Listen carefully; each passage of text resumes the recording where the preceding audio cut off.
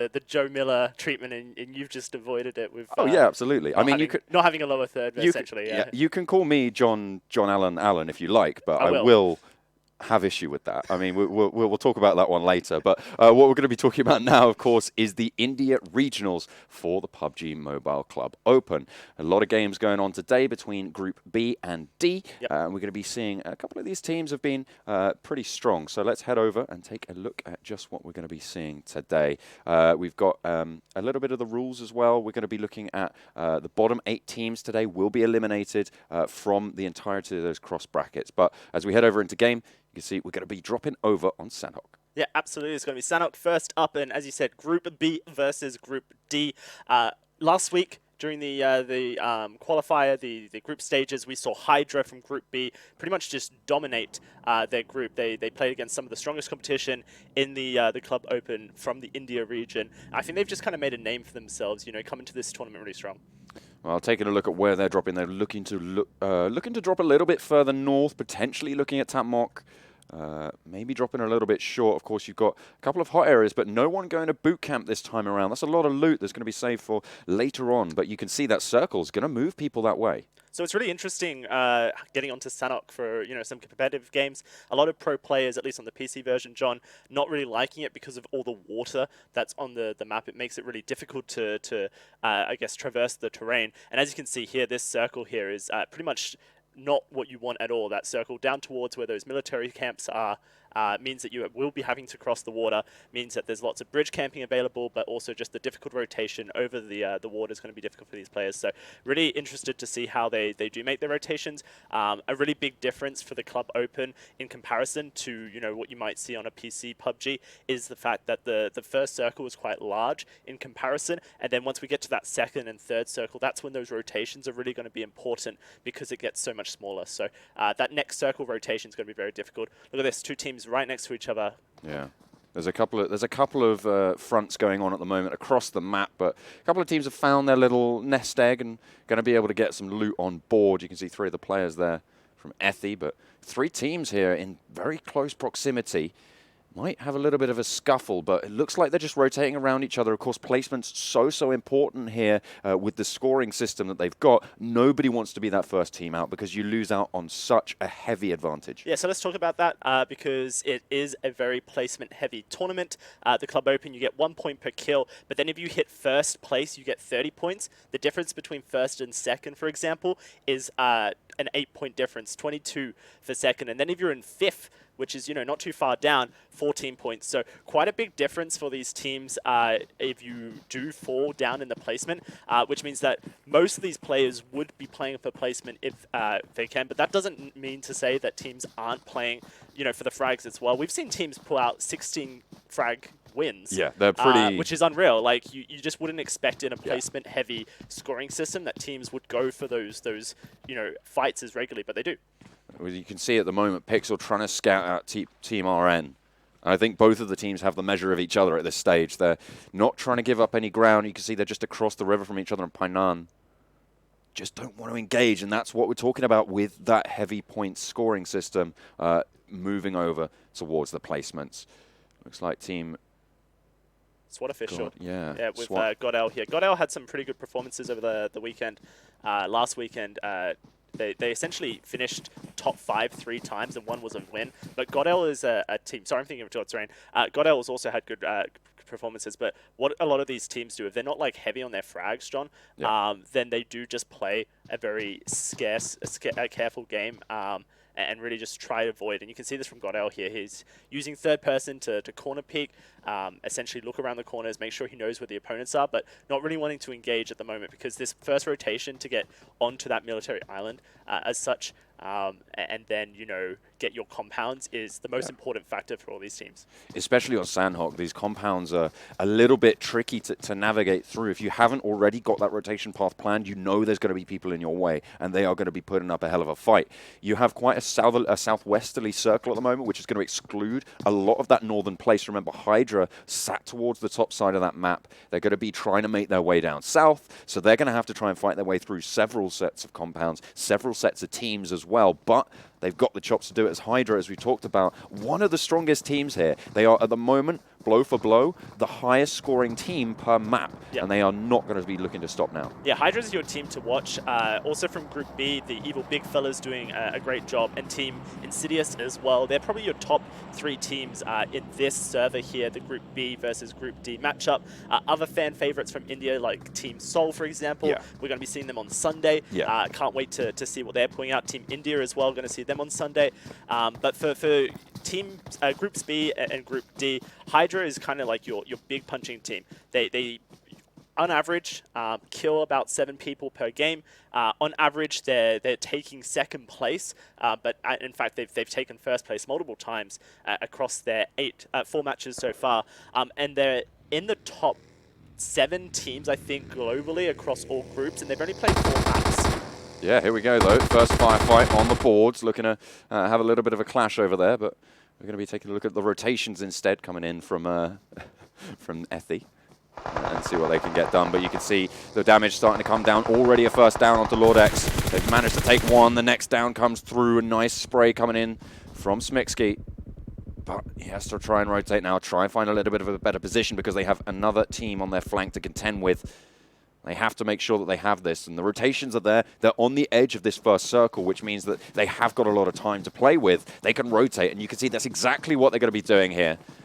Smixy just leading the charge over and around, getting the angles. We'll see him down on the floor. Ooh, maybe not this time. Maybe just doesn't want to go for the finish. But at the moment, Lord X really don't have the backup. You can see those 2 players far off in the distance. They're going to have to make a huge rotation if they want to get these players up. And I just don't think it's worth it, Delsey. No, I don't think they're going to. This is probably just going to be Lord leaving their 2 members on the floor to dead, and you're going to see Team Insidious clean that up. So 2 kills for Team Insidious here available. Also, we just talked about them, the Evil Big Fellas. They're lurking off to the side here, surely hearing the shots from their little place in the compound just west of this fight, and pretty much happy to just allow that to happen. They don't want to reveal themselves because, you know, the Team Big Fellas so far have got most of their points through their placement, so they understand that this, you know, first circle, it's not about that. It's all about, you know, getting into the circle and allowing for it. Second circle reveal here, and you're going to see that it is pretty centered on that west side of the map, and it could honestly go to any of the 3 Sanhok islands here, which is very scary for these pro players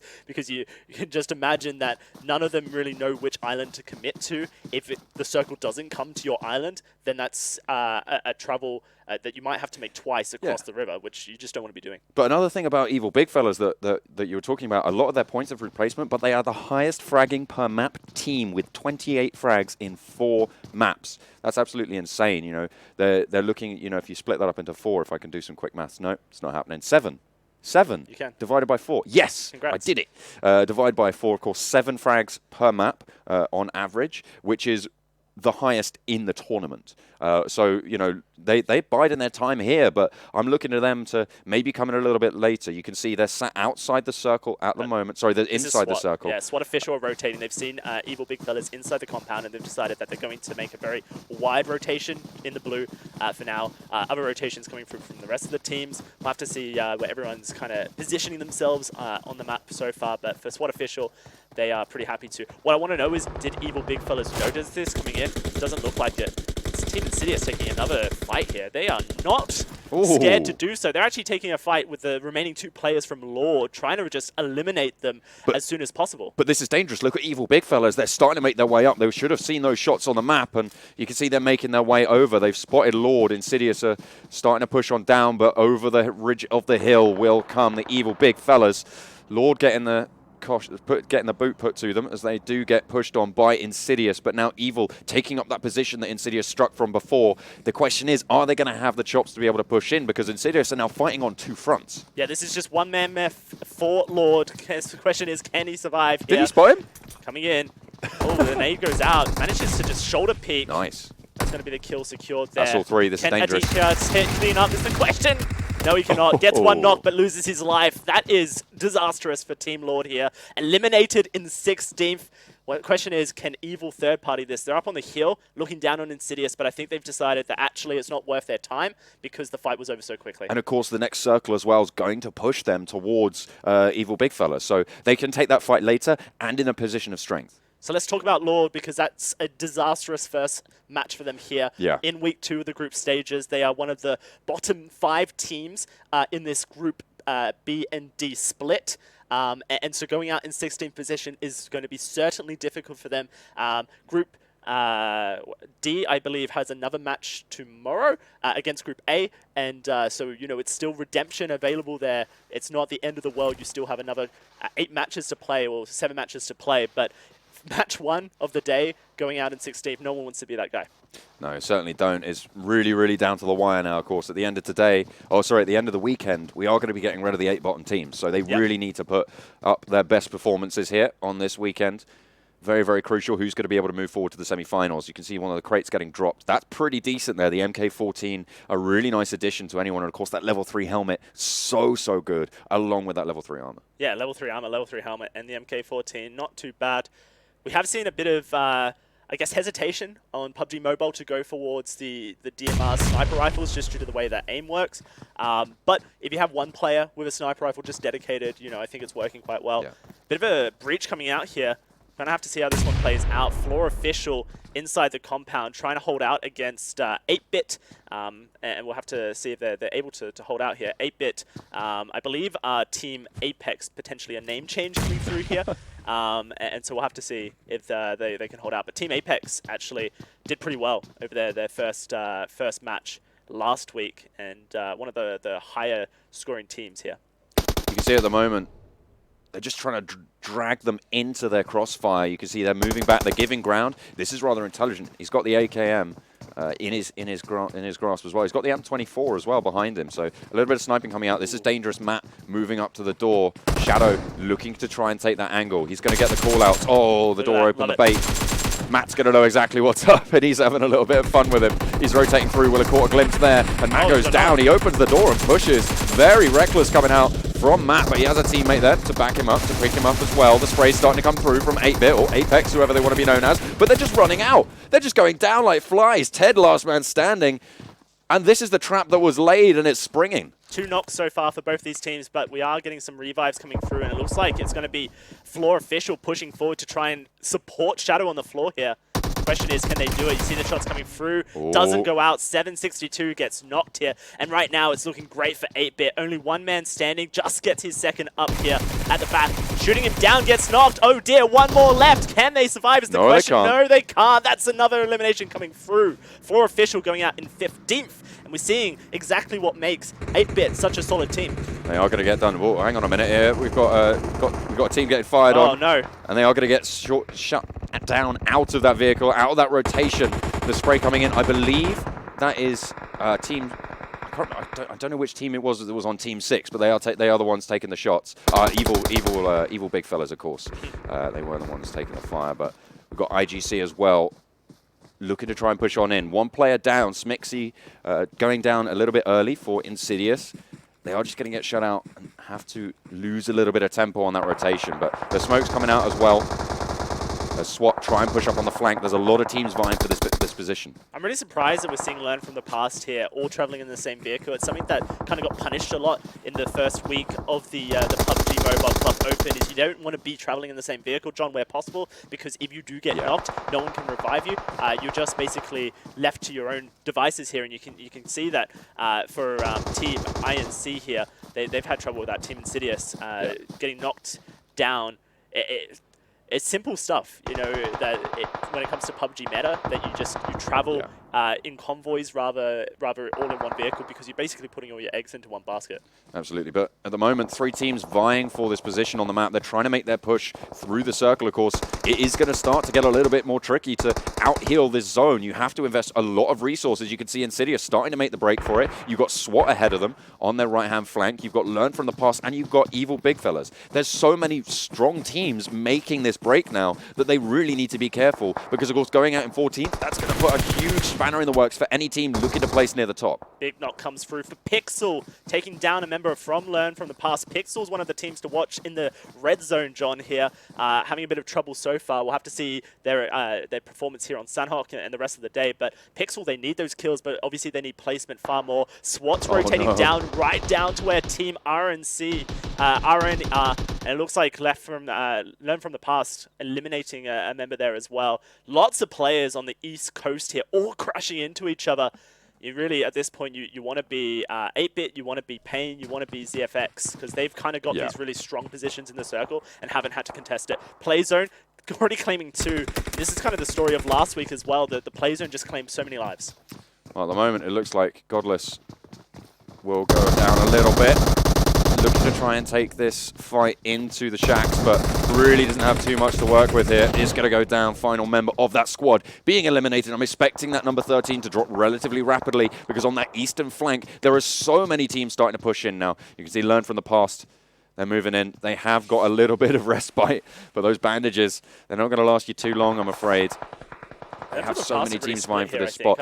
We saw earlier on the map, Team Hydra, they are very central. They are in a really good spot, so they look to be good for topping this out even further. They have a really nice position. They're inside the next circle as well, so they have a very nice stronghold in the center. But that eastern flank, it's so, so dangerous. You can see, look at this. SWAT just have the number on what I think that's the final member of Learn from the Past. No, they're all split. They're essentially all headed into the circle as 4 solos rather than as a team. Here they go. They're going for the fight. That's pretty much him one and done. But does get the down in the meantime, and that circle's going to move in. They're not too far from the next zone, so they have got a chance. Insidious looking to make the break. They're zigzagging. They're ducking and weaving, trying to avoid the firefight as much as they can. But now seems like Learn from the Past are actually going to be able to get across. Oh, getting down in the lake as well. Is going to go straight on down. A nice kill being picked up, and that's going to take them down even further. Paradox, you could see, just trying to hide under the bridge. They are playing the sneaky beaky game right now, but that 13 teams, that's not going to last for too long. Oh, this silencer as well for HB. Silencer is so strong on PUBG Mobile. It's pretty much the strongest attachment that you can get, John, due to the fact that sound is really difficult to hear on your phone, and so PUBG Mobile has in-game indicators to show where shots are coming from, but if there's a silencer in your gun, those indicators don't come, so it makes it really difficult for the players to know exactly where the shots are coming from. If you get a silencer, you're pretty much king of PUBG. The down coming through. SWAT, they have 2 players there. They're going to be able to get him up, but Pixel are just going to have a little bit of a stronger position. You can see they flanked out wide onto this compound, and it's such a strong compound to be able to have. You can see 12 teams now remaining. So they are just going to be able to shut it out, try and push on to the north, but you've got Team RN as well who are looking there. 1 down for them. In the meantime, you've got Learn from the Past. Only 1 player left. He's crossing the river at the moment, but he's been ticked down by the blue zone. Not going to be super strong as he comes out of the water there. He might just sink into the drink, but Team RN already having a knock coming down. Tries to go for a bold cross, but has his teammates there ready to receive. Should be all right for now as they have control of the outside of this wall. They are in the next zone as well. But look at Team Hydra. They are so strong in terms of positioning right now. Yeah, so a lot of players seeming to struggle with Sanhok, and I guess the kind of crazy structure of terrain that you get in Sanhok. It's so up and down, so many places to hide behind trees, and the building variety is kind of scarce once you get towards those later circles. Currently, the rotational game has been tricky. A lot of the players obviously want to rely on their smokes. They want to try and use that to cover big areas, but on Sanhok it's not as easy to do so because there's a lot of water, there's a lot of just real open ground, and lots of high to low ground that players are kind of playing on here. See Payne here, got the high ground, just throwing nades towards where IGC last were. Nice Ooh, nade! That was a great nade coming through. He knew exactly where he was. Brilliant trajectory on that. Able to just knock it straight out of the park. Next circle coming in a little bit more northeasterly. The rotations will be forced up towards this compound that Pixel have control of at the moment. But you've got Apex or 8-Bit moving on in. At the moment, you still have Paradox still sneaking around, so he's still in it. But there we go. Ethy taking another down as well. Paynex, Cold Blood, looking to go for that rotation wide and spread out that line for his team. You can see they're not looking the best in terms of their HP, but Paradox actually taking a fight here. Wow. Giving away his position. Last man standing, and he wants Ted. Can he find him? No, Ted just takes him out Then. easily. 8-Bit fragging like kings right now. Another player down to the play zone here, and that's an elimination onto ZFX here. Team ZFX going out in 10th. 9 teams remain now. Team kill. Look, they managed to get 6 kills there, learned from the past, so that's a decent chunk. But with the placement, it's not going to be super strong moving forward. You can see Pixel holding that position. Hydra actually striking out from their stronghold. You could see heading a little bit further west. And again, the circle falls to them. They seem to be just insurmountable in terms of their positioning right now. But there's a lot of teams going to be looking to move through them. Of course, that northerly part of the map, very dangerous in terms of what's remaining in the circle. That is some prime real estate. Last week from Hydra, we saw fantastic performances in match 1 and match 2 on Vikendi and on Miramar, and then they kind of teetered a little bit. But we do see Bishmar going down here, which could be a bit of a pain. Team RN pushing up. Anthony taking out 8-bit here as Pixel fighting SWAT. It's just bullets flying across the zone here, but a big push coming through from 8-bit as they try to take down ETH, Eternal Hydra here. Can they get the revive? No, they can't. Gets knocked down from the side here, and I think that was Hydra popping shots. Yeah, they have lost a player, though. Bishma did go down in that firefight, but they have 3 players. They have the north side of this circle. With Ethie looking to move on in, this is going to be really tricky for them. You can see they're taking fire from that south. Yeah, this is just going to be an absolute shooting gallery. Taken on out. Ethie out of the fight. For now, they are going to go down completely. Of course, Pain going down as well. 6 teams remaining, and Hydra starting to rack up those downs and kills, looking to come on in through as well. Insidious take it down, and it's all guns a-blazing. Team Insidious trying to snake it up here, but they're moving straight into Pixel, a 4-man squad here. 1 man on the floor. Can they get the shots out? They're firing, trying to find them. That's going to be Insidious losing their life. That's a knock getting knocked down there. We still have D-Man there. Joker holding up against 8-bit. Basically just a wall for the rest of his team here. 3 members from Hydra at the top of the hill, and this is the exact position you want to be. With only 6 teams remaining, this is perfect for them, but the question is, can they continue to hold on? They have no helmet there. He stands up and gets taken down almost immediately with a headshot. That's exactly the price you pay when you do not have your helmet and go for these aggressive peaks. Joker taken down early, but gets the kill finally onto Matt, ends it out, and Hydra, the rest of their team, they're there for the backup. Joker bleeding out relatively quickly. He's definitely the front man here for this team, but there's a lineup coming out from Anto, looking to go for the down, not quite able to get it.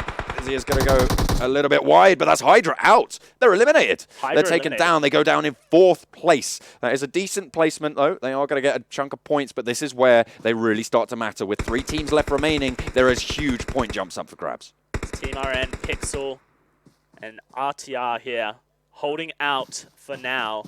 The 3 remaining teams in the circle. It is on RNR here, so we'll have to see how they do decide to play this. They can afford a bit of a breath here, John. Yeah. A little bit of breathing space, but the zone is going to push them closer. At the moment, I'm looking at Pixel and Team RN to be the ones to clash at the moment. You can see that ridge. As soon as it's breached, they're going to get the spot on. As soon as that is spotted out, HB looking to go for the spray down. Anto trying to trade it on back. Will get the knock as well. So now Pixel really looking to pick it up, but they trade 1 for 1 at the moment. Snipes, last player remaining alive for now.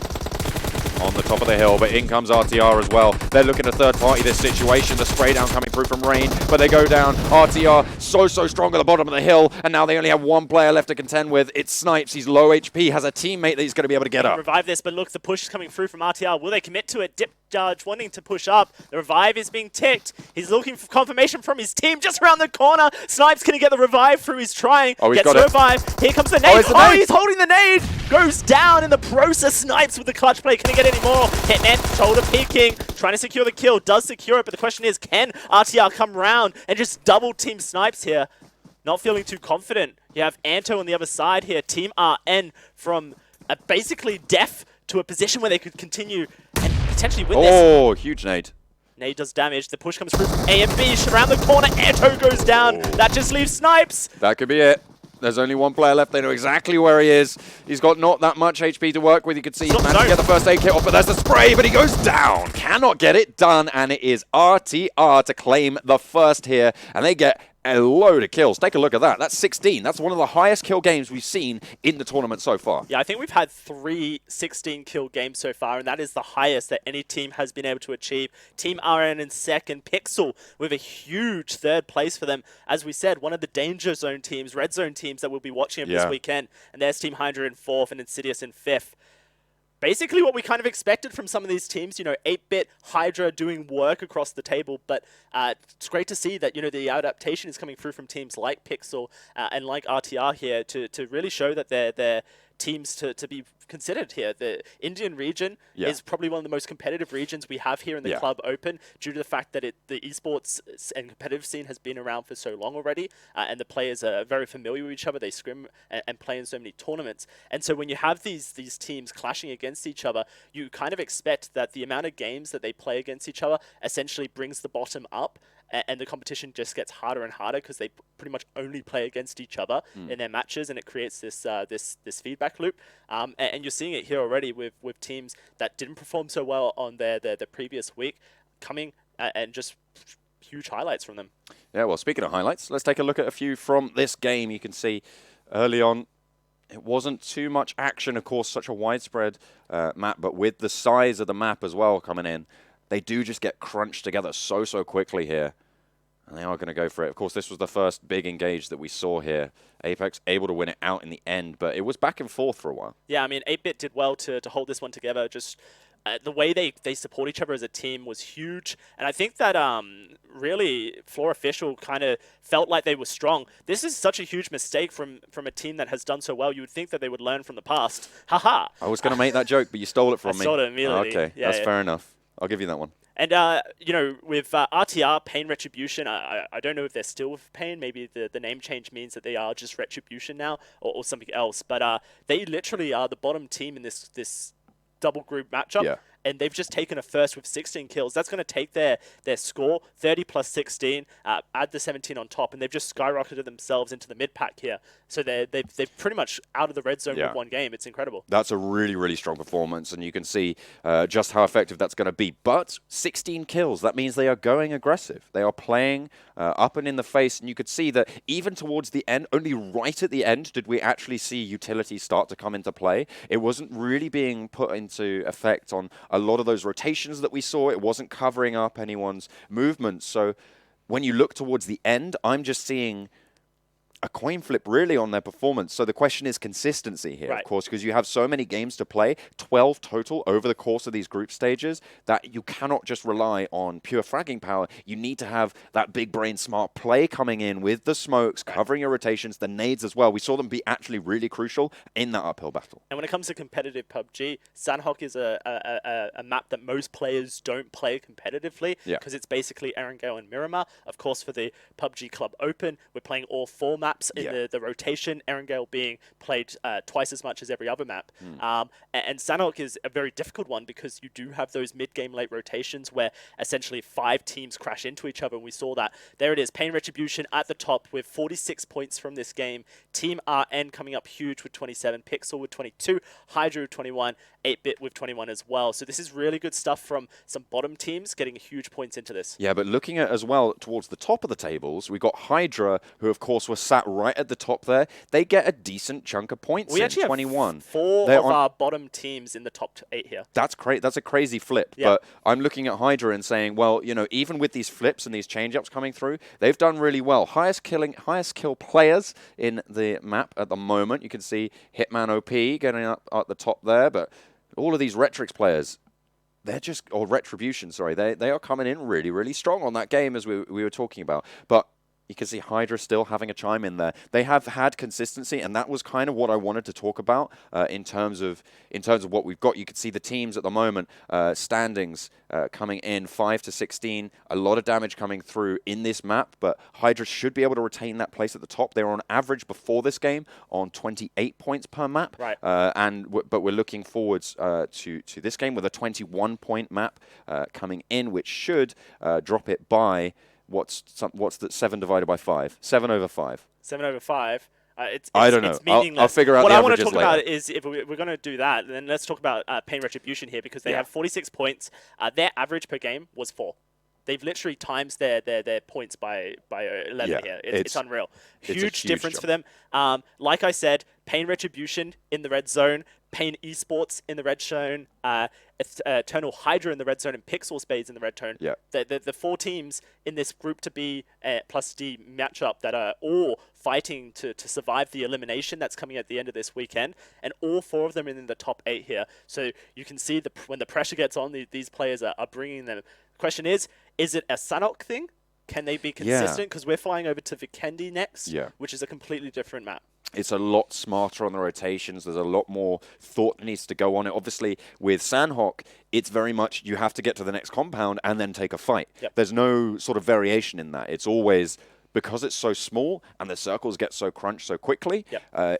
it can just become this kill zone, which is exactly where Retribution found themselves in the right spot. Yes. You know, we saw Hydra for the whole of the map pretty much in the center of the circle, but the position didn't really give them too much favor there. They managed to place 4th just off the back of having a nice circle set, but really, if we're looking at it, they didn't have that much of a shout. They were looking to try and third-party some fights. Yep. They didn't really execute super well, but that might, as you say, be an artifact of Sanhok rather than the game itself. And I mean, through all those heads-to-heads there, John, we've seen that, you know, the distance traveled quite small as well for Pain Retribution. Yeah. So really, they were favoring the East Coast rotation that came from all the teams. They were able to clean up the majority of those fights and take out so many players, 16 in total. And so that's where they've really succeeded in this here, is the ability to take those fights.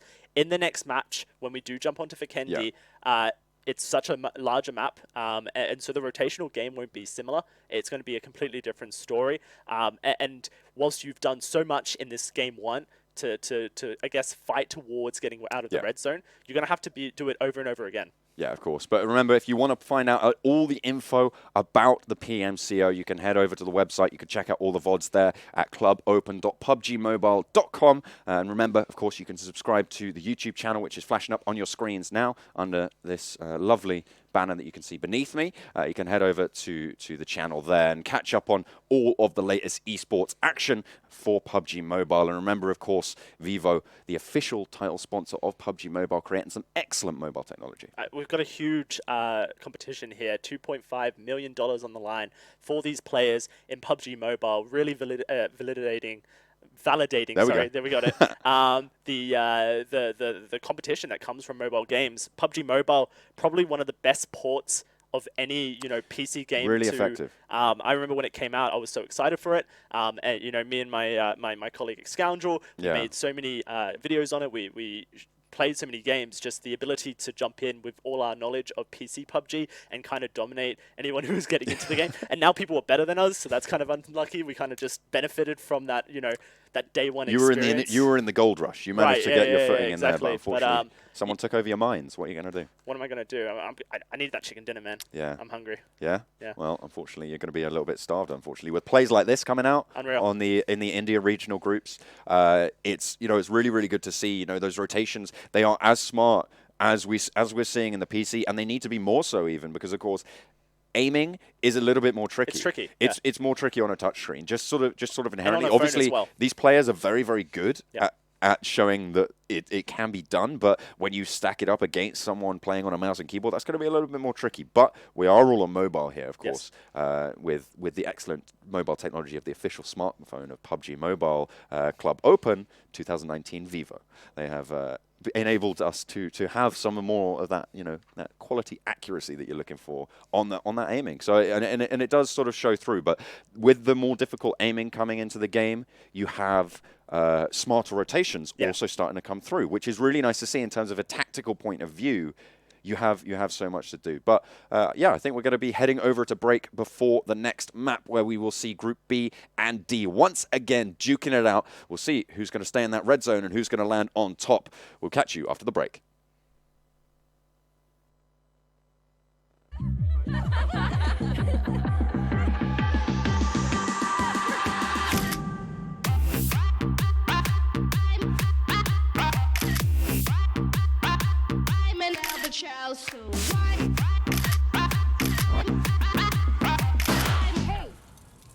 Where is everyone? Capture the night with triple rear camera, 48 million quad pixel sensor. Zombie, Darkest Night, the newest mode in the zombie universe is here. This time, the rules are different. No more parachuting, as players will be placed at random locations on the map when the match begins, and there is no single winner. Players must work with their teammates to spend one long night in the match and stay alive until the sun comes up. Waves and waves of zombies will spawn during each of the 3 foggy periods at night, and supplies should only be scavenged when the fog fades. The main objective is not to defeat other players, though this doesn't mean they are harmless. Players may need to work with other teams when necessary, but should also watch their backs in case the Fragile Alliance goes south. This will be a unique experience for every player involved. This new mode also comes with a passive skill for every player. Understanding these skills will be the key to staying alive in this long night. Can you ride out the night?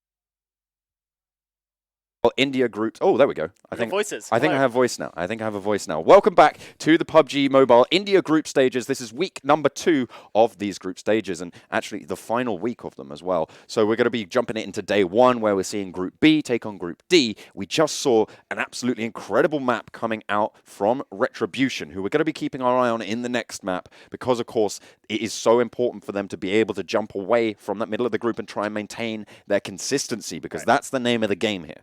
Consistency is king. Well, it's actually PUBG Mobile, but PUBG Mobile is the name of the game. You get my point. Consistency is the goal. Yes. Chicken dinners is the prize, and 2.5 million is what gets put into your bank account at the end of it. And the official smartphone sponsor of PUBG Mobile Club Open 2019 is, of course, Vivo. Of course. That's who's bringing it to you. That's who's giving you all of this quality. Right, you can see it's honestly, I'm so impressed with all these lovely banners. I think Vivo did that especially for us, for me and you specifically. Nobody else gets this sort of treatment, guys. Ask anybody. Ask my friends. All my friends, they'll tell you. They'll tell you. So let's talk about Pain Retribution, because like I said, in week 1, both Group B and Group D have only played 4 matches so far. Yeah. So this was match 5 for them.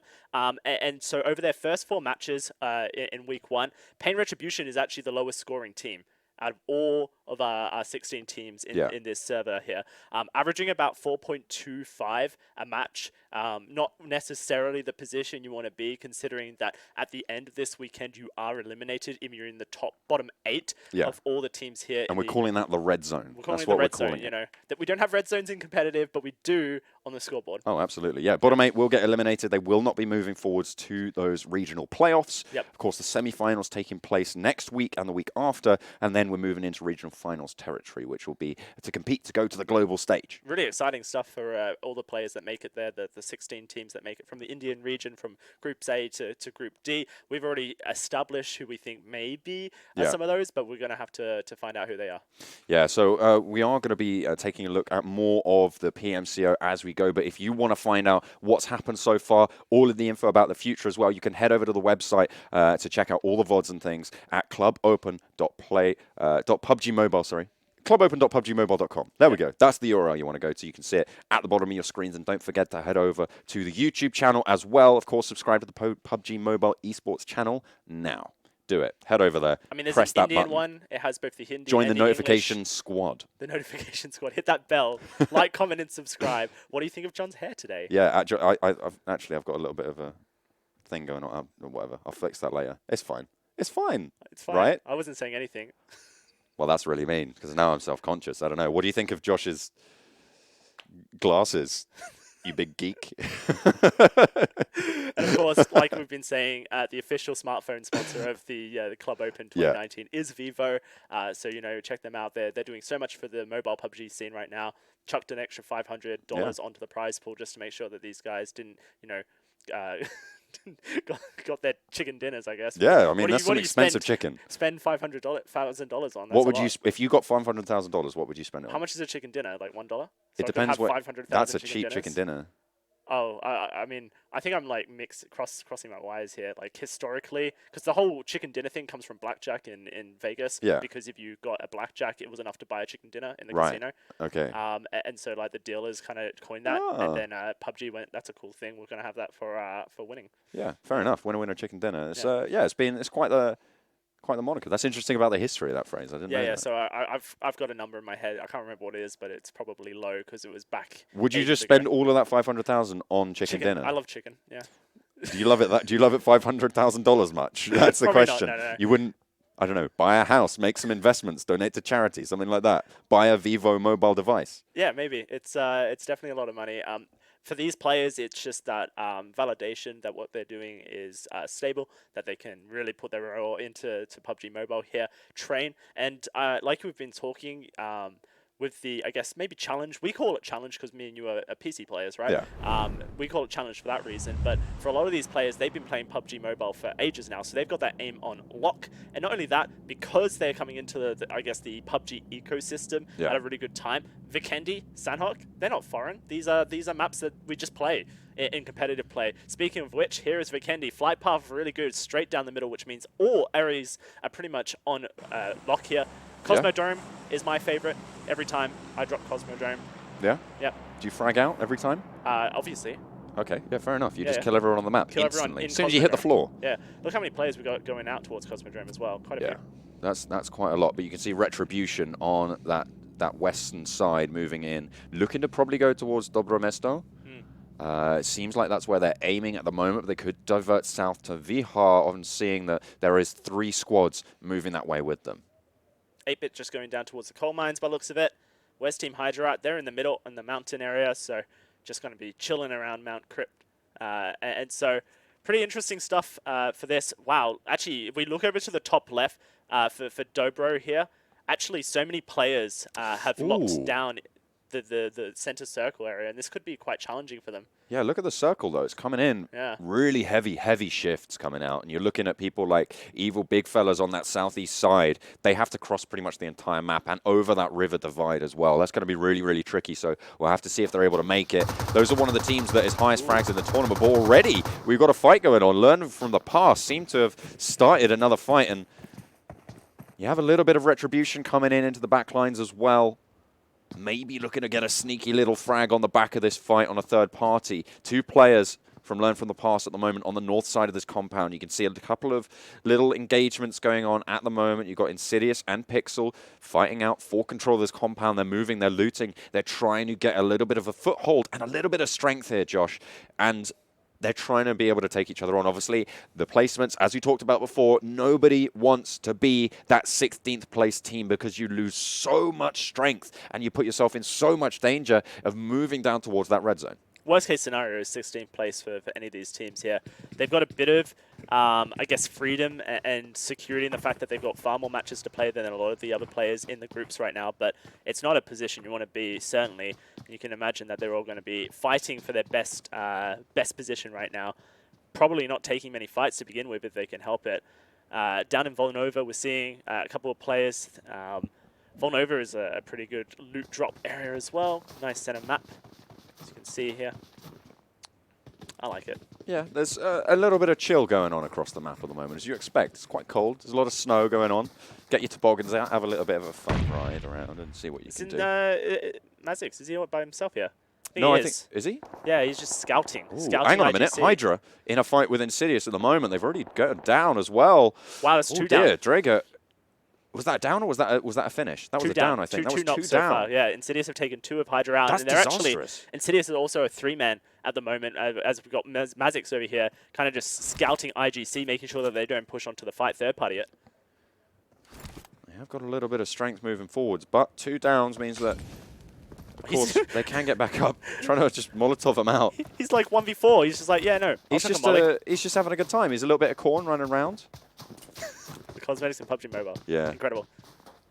I do like him, actually. There are a lot of fashion statements going on. Of course, you can head over to the PUBG Mobile shop and get yourself some really, really cool-looking gear. Apparently, you can dress up like a piece of corn, which, quite frankly, I'm envious of. We see Retribution there, currently scouting out over towards Lord, I think it was. Lord were previous 16th place team on Sanhok. So you'd expect that they're going to be playing a little bit more safely this game, not wanting to go out so quickly. Mazix is making his own large rotation away from IGC, going to just get out of dodge, make sure that he's safe, link it back up with the rest of Insidious here. I didn't see in the kill feed if Insidious were able to keep the knocks. Yeah. Bit of early game replays here. Oh, these are the kills that are coming through because, of course, two kills did actually go out early on that. But I haven't seen Hydra go down in the kill feed, which means I imagine they've managed to get a position to get those players back up. So they should be all right for now. That kill there for Swag, for Insidious, is actually huge because that was down in the Krishnash areas where the circle is currently. So they all landed pretty much in that location, in between Dorvo, Mesto, and Krishnash, and were able to get that early kill. It's so huge for Insidious because everyone's going to be rotating into that area anyways, and so if you're already establishing your compound that you want to hold, getting rid of an opposition early is fantastic. So we'll have to see how Team Insidious are able to convert that advantage to themselves, or if it's just something that is going to affect, I guess, later on, kind of have that snowball effect. The snow rains down, putting a dampener on all these footsteps as they start to make a break over open ground. Have you ever tracked someone on Vikendi just by following footsteps? That's like my favorite thing to do. It's just because the footsteps appear in the snow on the PC version. Yeah. And so you can just basically follow someone across the map using their footsteps. But then you could end up in a Heffalump situation. I mean, you totally could. It's not a good idea. I'm not saying this is what these pro players should be doing. Did you ever I'm just read saying this is what I do when I play PUBG. Classic little bit of A.A. Milne literature there. Heffalump, Heffalump. Winnie the Pooh. Yes. With Piglet, and they keep going round and round the cops. And they keep following these tracks, but there's more and more footsteps getting on. But speaking of footsteps, there's going to be an indent left there as Evil under the kosh. Evil big fella's taken 2 down so far. They are just in the sights right now, Cigar, and he is going to smoke them down, right to the butt. Bad case scenario there. 2 men in a vehicle traveling, and just fantastic spray coming through with that G6. The Vikendi exclusive, using it to such good effect as well. Yeah. That's not a good look for Evil Big Fellas who were kind of quiet on Sanhok. Here's that map overview again. You can see that Eternal Hydra, they have a lot of rotational ability all around that west side. Also got a scout as well to allow them to cross into the circle. Lord have made their way into Dobro by the looks of it. And they've got a team coming down that southern west side, but it's those teams in the middle that really we need to focus on. It's Pixel, it's IGC, Team RN, ZFX as well, and Insidious, who are all going to crash into each other around that villa area when they do rotate in. Not too much ground as well. Like, there's a lot of compounds on that coastal side. I think Godel are actually going straight into Retribution here as well. They might have a little bit of trouble with that one.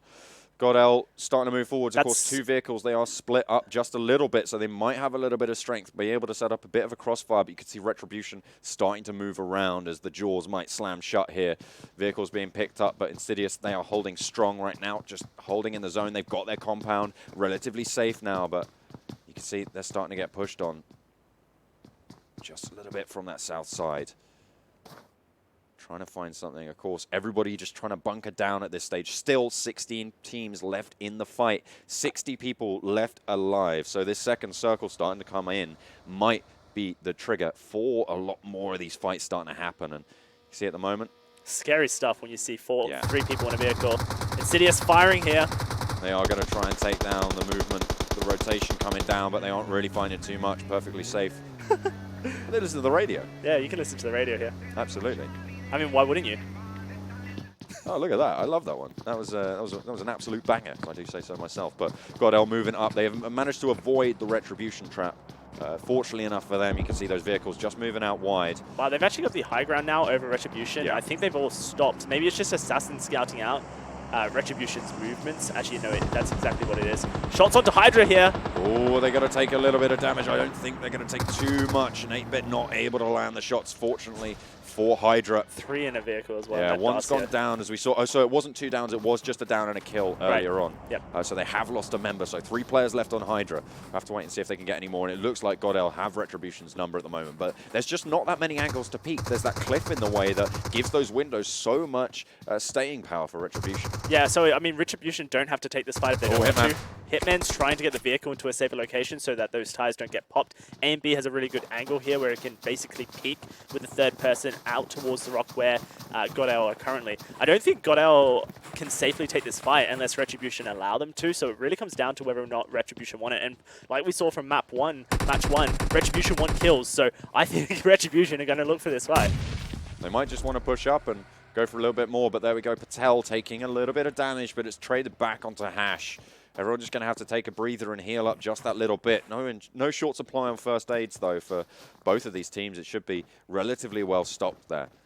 See if they are able to just hold on out. You can see everyone just regaining their health pretty quickly, pretty sharpish. And there's Diptesh looking for the shot onto Assassin, sees the head, but he goes down for it. Nicely done. Nice shot landed.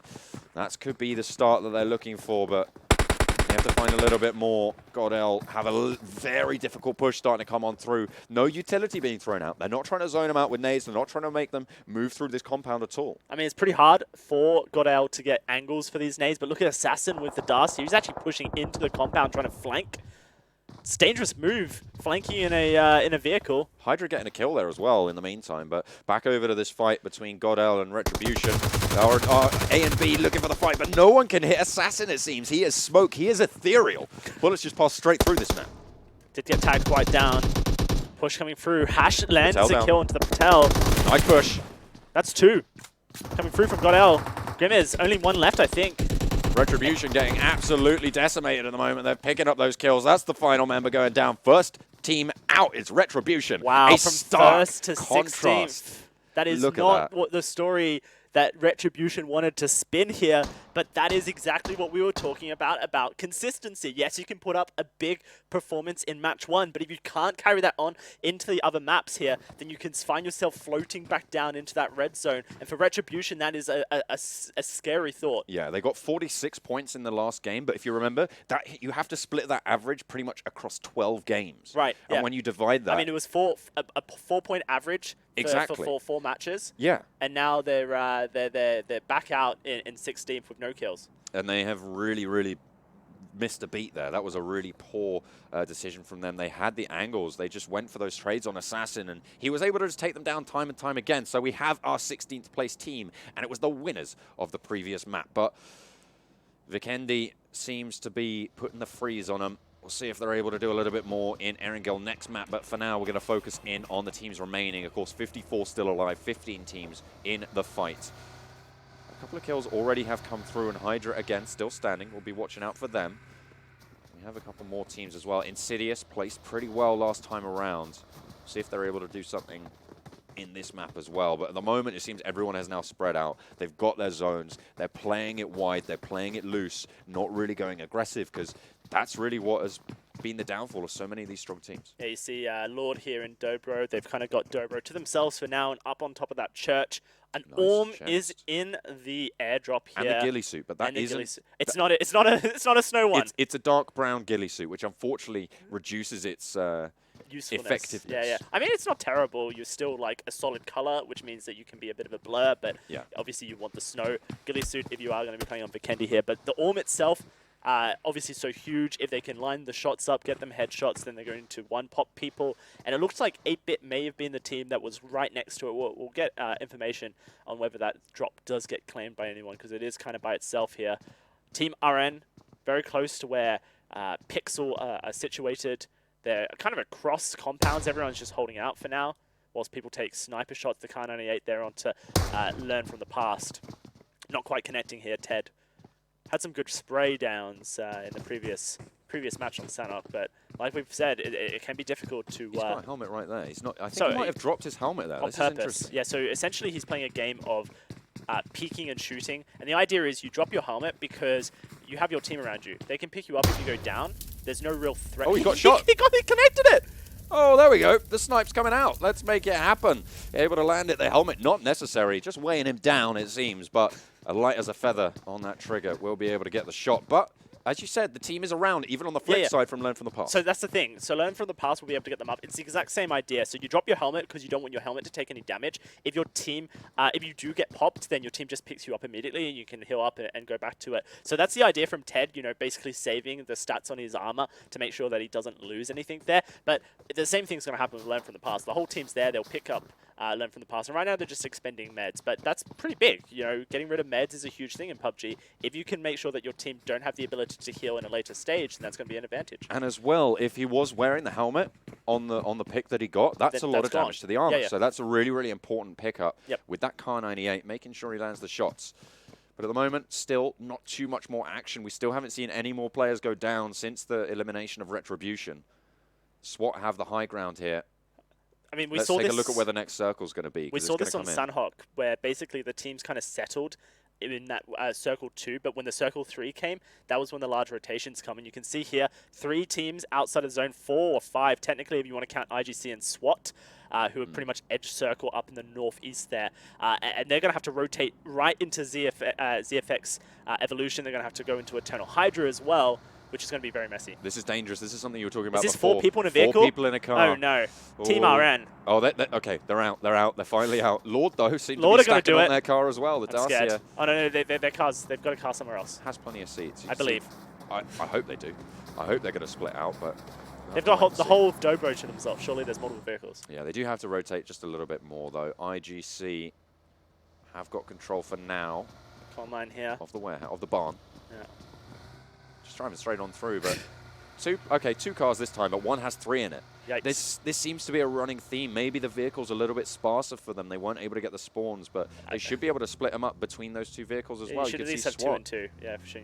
They have that UAZ. They have a snowmobile as well. Love it. Absolutely love that. Such a fun vehicle. Yeah.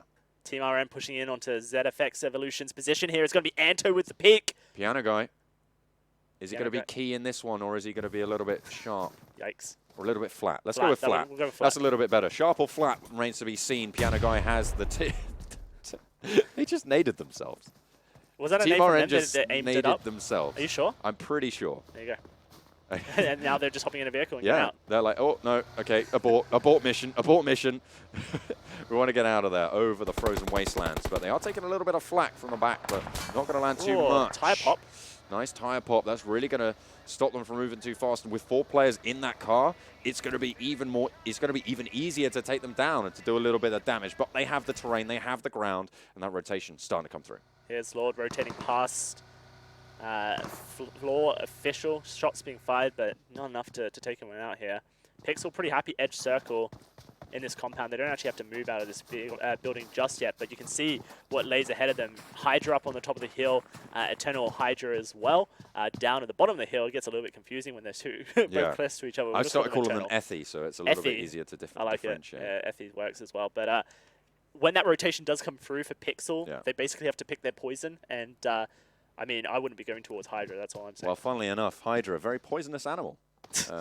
If you want to know, has poisonous breath and blood so virulent the scent could kill you. John's such a fan of Hydra here in the PUBG Club Mobile that he basically spent the last 2 hours of our day just researching Hydra facts. 2 hours here that's a very big exaggeration. It was hour 45 tops. Hour 45 tops, yeah, okay. I mean, you've got a... I can't wait to hear all your Hydra facts over the weekend. Well, yeah, we'll have to see if they actually don't just die without killing anyone this time. Yeah. To see what they're able to get done. But evil big fellows at the moment, still going strong.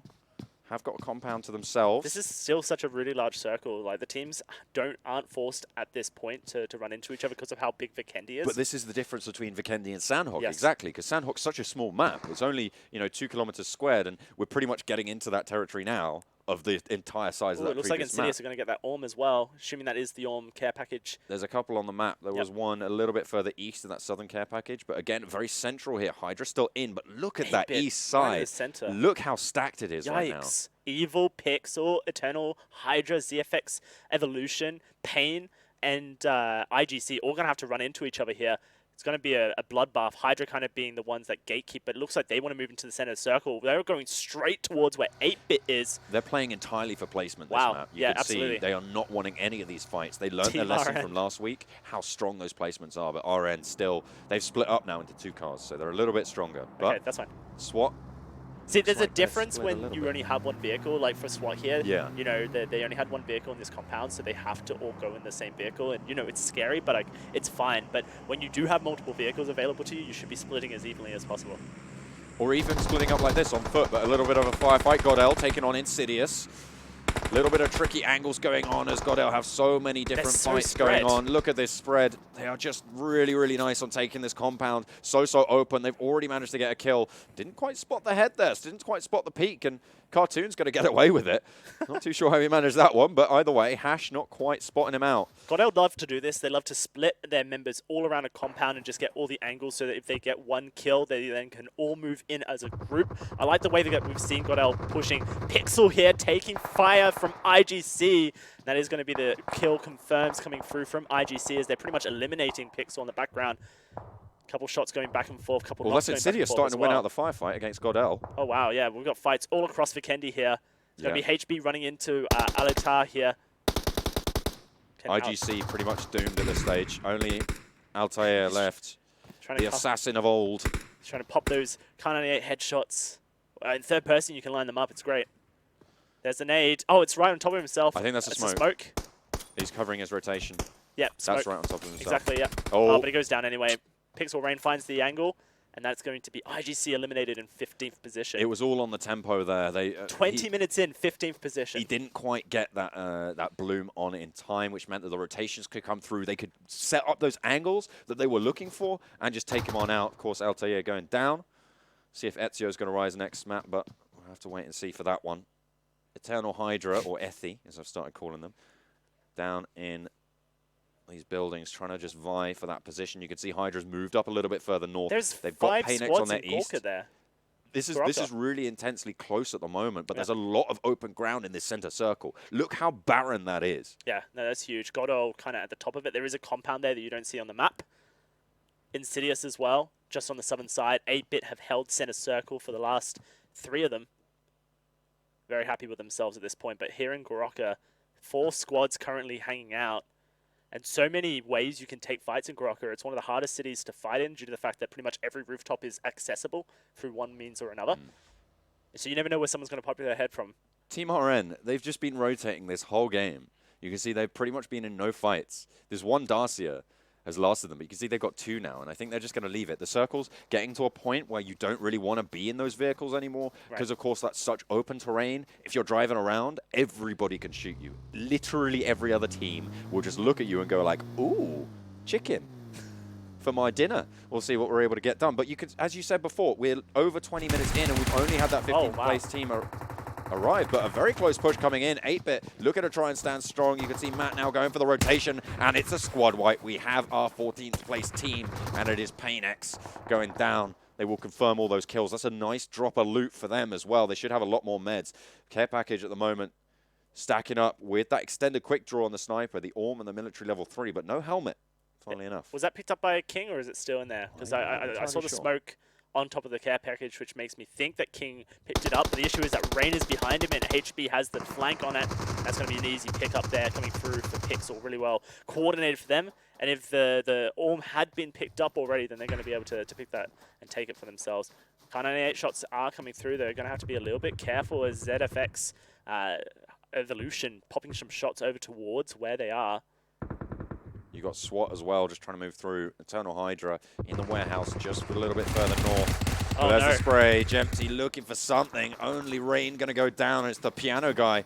Phoenix falling down to the kill. Pixel getting decimated at the moment. They might be the next team out. I think they've gone down. I think that was it. The squad wipe coming through. 13th place for Pixel.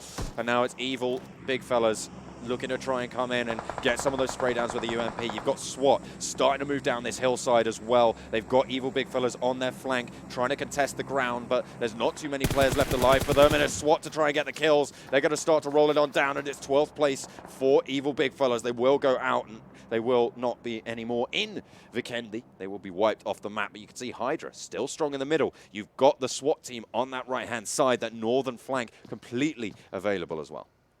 Eternal Hydra very happy with their current position. SWAT will be coming up behind them eventually. We'll have to see how SWAT do decide to play this.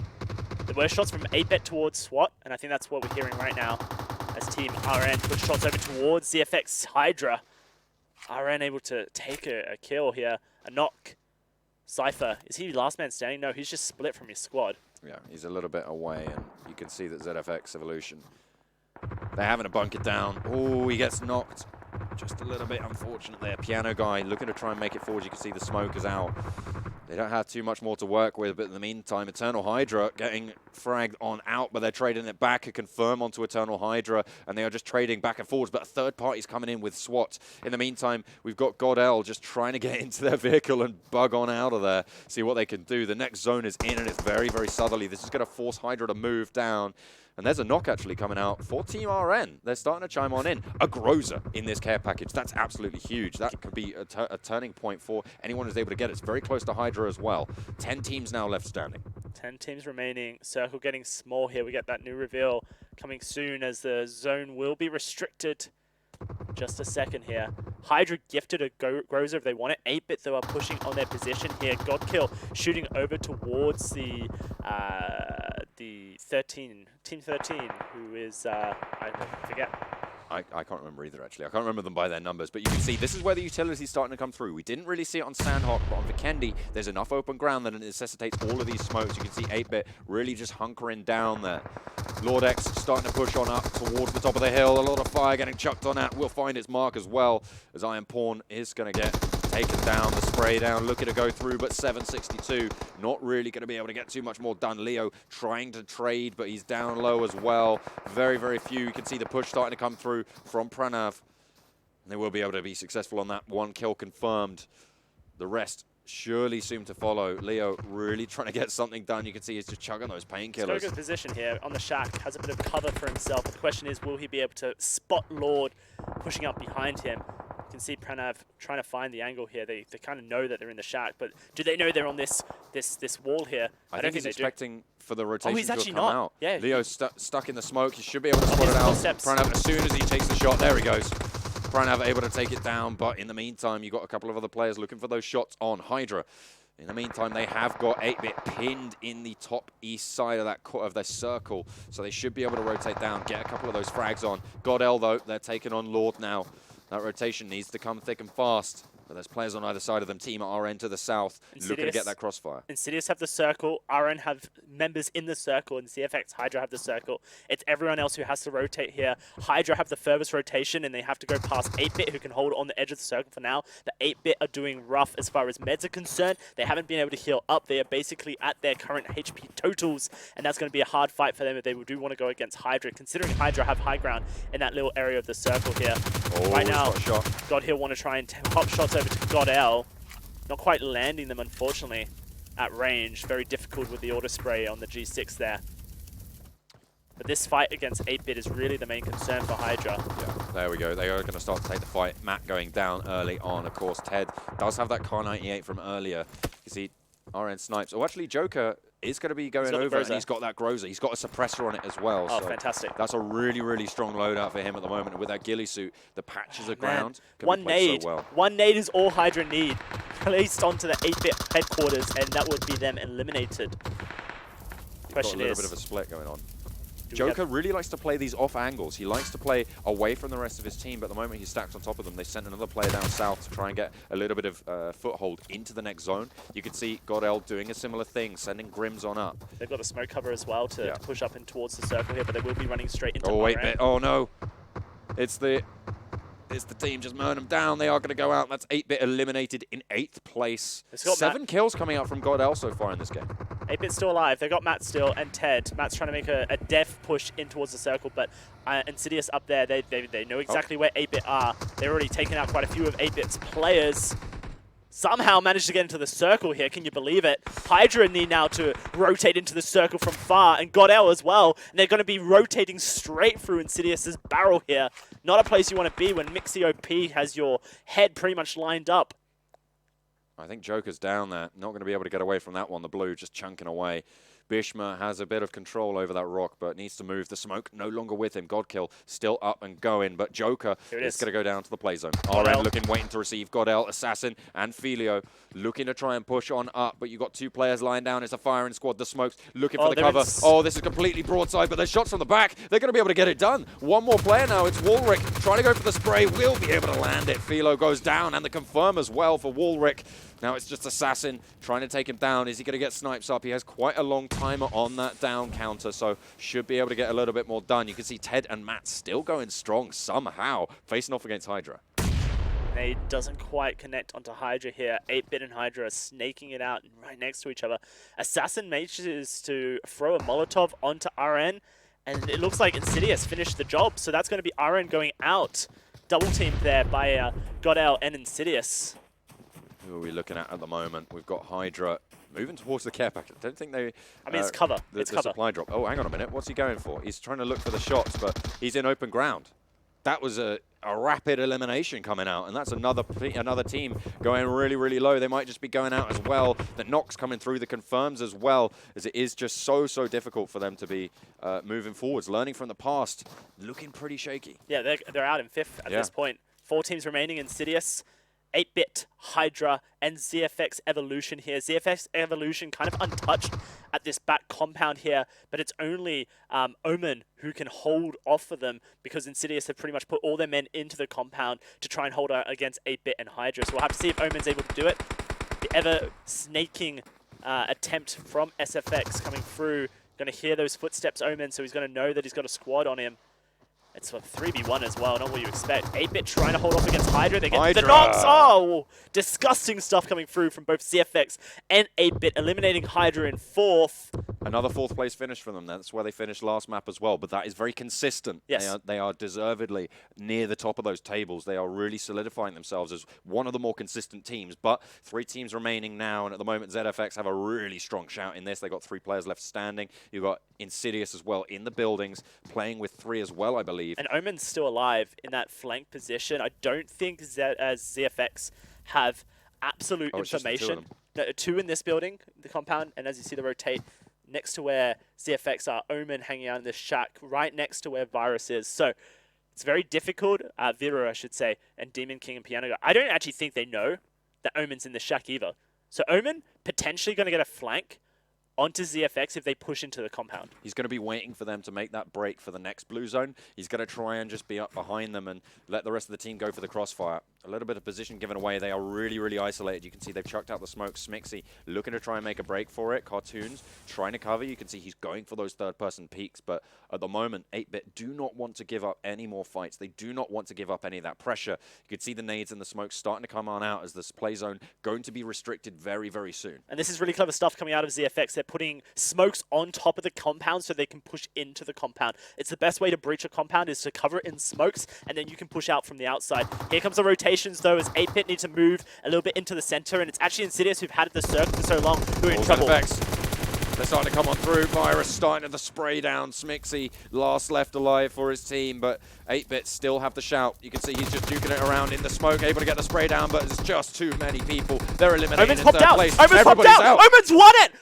Omen did it! He got the flank. He was looking for exactly what he got, and he managed to get home for his team. Insidious come in clutch, coming in first place. That is insane position coming 6 from kills. Omen. Sitting in that shack, here's ZFX Evolution all around him the entire game, and keeps his nerve about him, hiding, waiting for the push out. As soon as everyone pushed out into the center of the circle, Omen pops out, completely unexpected from ZFX Evolution, who felt And they had the game. And this is the thing, it was so hard to differentiate between 3 sets and 4 sets of footsteps for them. So ZFX pushed through immediately. He knows the rotation's coming through. Omen just pops out. As soon as they're beyond him, they're not going to be looking behind them. They're just thinking, okay, those footsteps are one of my team, because we don't think anyone's in this shack.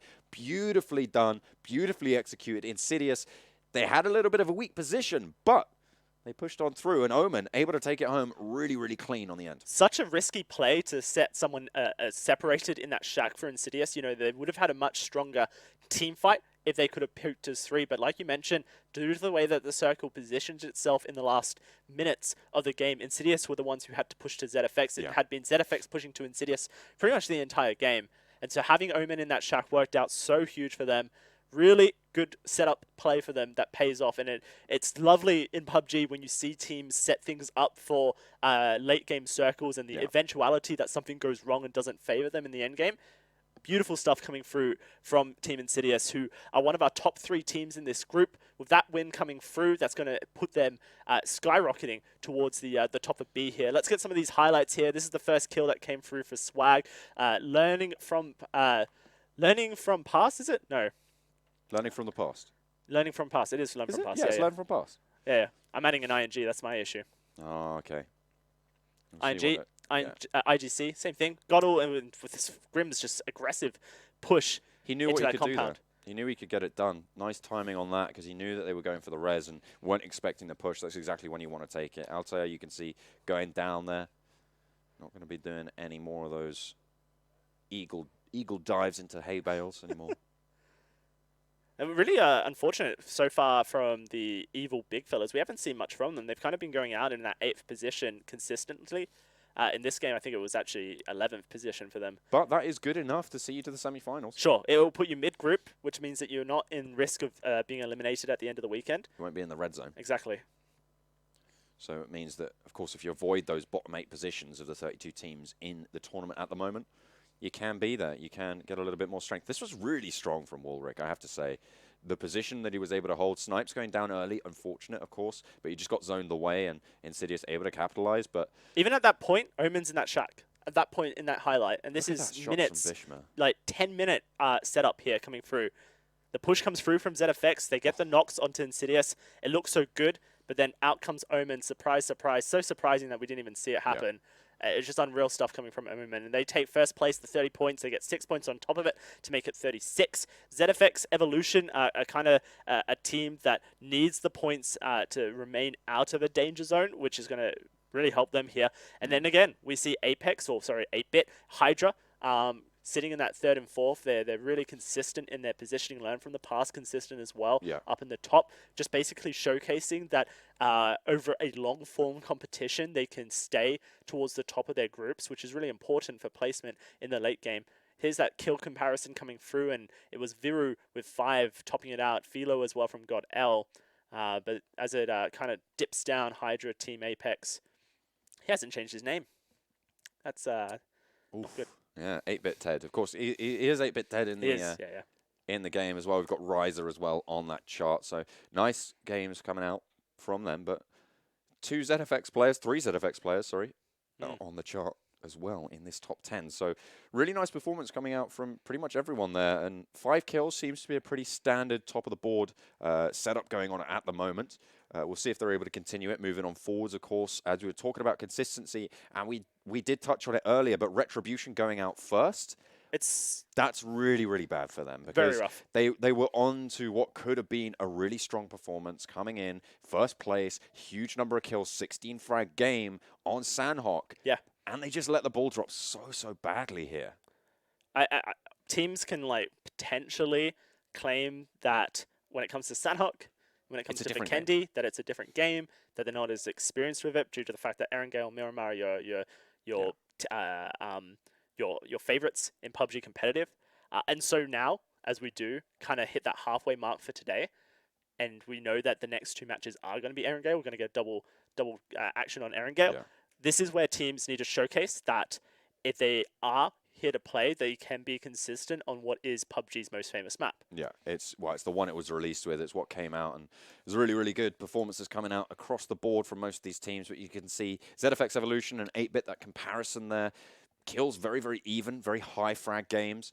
16, of course, being sort of the top end of what we're expecting. We're looking at winners coming in at like 8, I think, is the least that we've seen across the tournament so far. So being somewhere in the middle, that's kind of expected for those final place teams around that 10 kill mark. That's sort of the benchmark you're looking for those top 4, top 5 to be coming in with. But you can see there, just a side-by-side comparison of these two teams, ZFX Evolution, Virup, going to be coming in with those 5 kills, and they're doing all right on themselves as well. You can see they're just going back and forth. Of course, Ted, with those sniper knocks, going to be looking at super high numbers on those damage stats. So that's pretty much where a lot of the damage came from Team Apex, or 8-Bit as it is now. It's kind of interesting that we're getting this this head-to-head between ZFX and Team Apex. These what did King do that game? I think he went down very early on. He did, I think he went down in the first firefight. One of the first people to be eliminated from the match, but really unfortunate as well when you kind of do travel all across and then you're the first to go down in a firefight. But of course, it was Team Insidious who took first place here due to the fantastic shack positioning from Omen. That looks like The Rock, the guy on the left, doesn't it? It looks like Dwayne. As if it looks like Dwayne Johnson, doesn't grew it? an afro. Yeah, bro. It looks like it, doesn't it? Don't you think? Dwayne Johnson in the 80s. Yeah, absolutely. Well, with the fanny I'm pack. almost Do you know what I certain- think he keeps in the fanny pack? I think he keeps a mobile device, and I think that Which it's one? made by Vivo because they are the official title sponsors of the PUBG Mobile Club Open 2019. Wow. I think that's what they do. I mean, why would you not? 80s rock. Yeah. Vivo phone. He's a time traveler. He came to 2019 and saw the PUBG Mobile Open and thought, you know what? I'm going to get one of those mobile devices. But if you want to be catching up with the Vivo stuff going on with the PUBG Mobile Club Open 2019, you can head over to our website to watch all of the VODs, all of the action, keep up to date with the tables and everything like that at clubopen.pubgmobile.com. And of course, don't forget to head over to the YouTube channel as well. Smash that subscribe button like it's a chicken dinner. We want to be #1 channel on YouTube, don't we? Absolutely. We're vying for that position. You know, there's a battle raging, so we're going to be throwing our hat into the ring for that. For sure, absolutely. And, you know, there's plenty of highlights to see. This is match day 4 of group, the Indian region. 2 more match days left, but 2 more matches in today. We're going to Erangel next, John. Yeah. So let's throw it to a break, and we'll return on Erangel.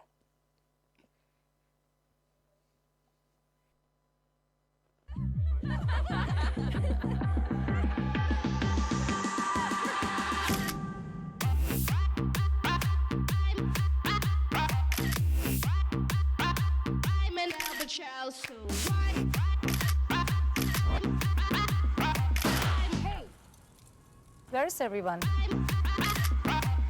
Capture the night with triple rear camera, 48 million quad pixel sensor.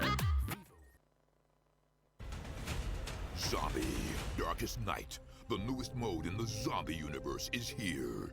This time, the rules are different. No more parachuting, as players will be placed at random locations on the map when the match begins, and there is no single winner. Players must work with their teammates to spend one long night in the match and stay alive until the sun comes up. Waves and waves of zombies will spawn during each of the 3 foggy periods at night, and supplies should only be scavenged when the fog fades. The main objective is not to defeat other players, though this doesn't mean they are harmless. Players may need to work with other teams when necessary, but should also watch their backs in case the Fragile Alliance goes south. This will be a unique experience for every player involved. This new mode also comes with a passive skill for every player. Understanding the skills will be the key to staying alive in this long night. Can you ride out the night?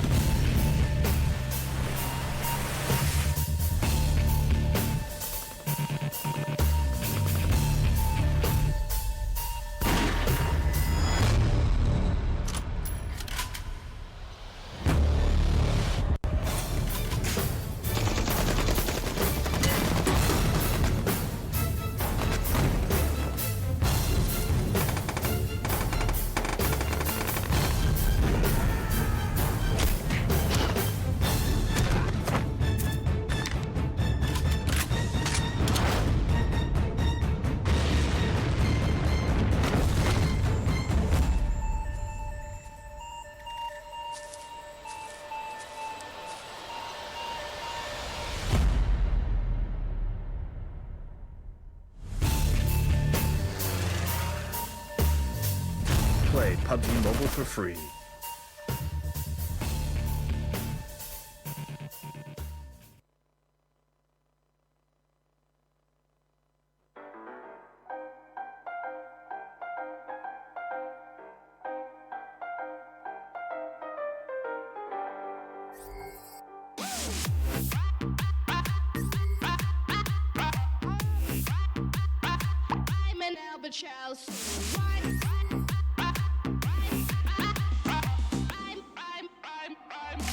World's first 32-megapixel pop-up selfie camera.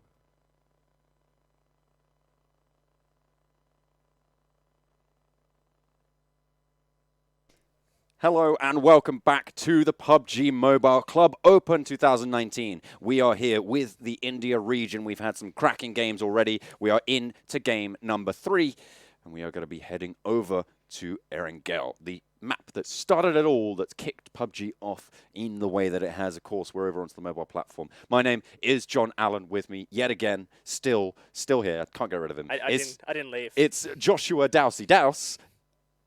How you doing? I'm good. And I'm excited to get into Erangel, John, because like you mentioned, Erangel is the map that started off PUBG. As far as competitive PUBG is concerned, it's the map that most people move towards and prefer for their PUBG action as well. Not to mention, for the PUBG Club Open, it is the map that is played for half of all matches across the entirety of the tournament. So for that reason alone, Erangel is where you expect teams to bring their biggest performances. Here we see the top teams in the competition. Team Insidious, with that win, jump all the way to the top here. And this is huge for them. And Team India, also Team Insidious in 5th, Team India is in 1st, coming soon. Hydra is still up there in 3rd, which is huge for them in 8-bit as well. Team Soul's there. I see a lot of people asking where Team Soul is, John. Team Soul, I've seen them. They're I've seen them with my eyes. Yeah. They're coming on Sunday. So Group C, Team Soul will have them on Sunday versus, I believe it is Group A. Group A, yeah. Yep. And so make sure you tune in on Sunday if you do want to see some Team Soul action, which of course everyone wants to. We still had Hydra in there, and of course, making sure you take note of the number of matches played, which means that the teams that we're seeing today have only played 4 at the start, have now played 6, and you can see in the number of matches played, which means that players that have played 6, they're looking to get even further up those tables. So we had about 4 on that first page where they're really looking to be topping it out at the end of today. So we'll have to wait and see how they perform here on Erangel. But as we move further down, you can see there's Team RN at the top of this section. So this 17th to 24th position here, John, this is the risky area. This is a dangerous place to be for Pixel Spades, for SWAT Official, for Godel, and Team RN. We want to, and Floor Official, of course, for the games that we're playing today. For them, they want to escape this 17th to 24th position. But this is the red zone that we've been talking about all weekend. Any team that is on this screen right now at the end of Sunday will be eliminated from the PUBG Club Open. So you do not want to be here. Team Godlike, Cubby, Pain Retribution, Team IGC Lord, Eternal Hydra, TMT Official, and Pain Esports. There's like 6 of the teams on this list are teams from Group D and Group B that we're watching today, and they need those points. Retribution as well, one of the teams that today, they got first place with 16 frags, and they are sat in 27th place. Yeah, exactly. They jumped up from 17 points to 63 points in one game on Sanhok by winning it with 16 kills. Huge performance by Pain Retribution, but it just shows that it wasn't enough to get out of the red zone. And so now as we jump onto Erangel here, John, with a dirty plane route here. Let's go military. I think a lot of people are going to go to military. Pretty much reaches up to hospital there. Maybe you can get to South Georgie Pole, but it's going to be really difficult. Do you know what's going to be really cruel? It's going to be a Zaki circle. You reckon? That's what's going to happen. Yeah, I think so. I think it's, they're going to drop everyone south and go like, by the way, everybody needs to rotate and filter through Georgia Pole. And haven't seen a Stalber circle for ages. No? Yeah. Let's get that mountainous, treacherous final zone. I'd love it. That's what I want.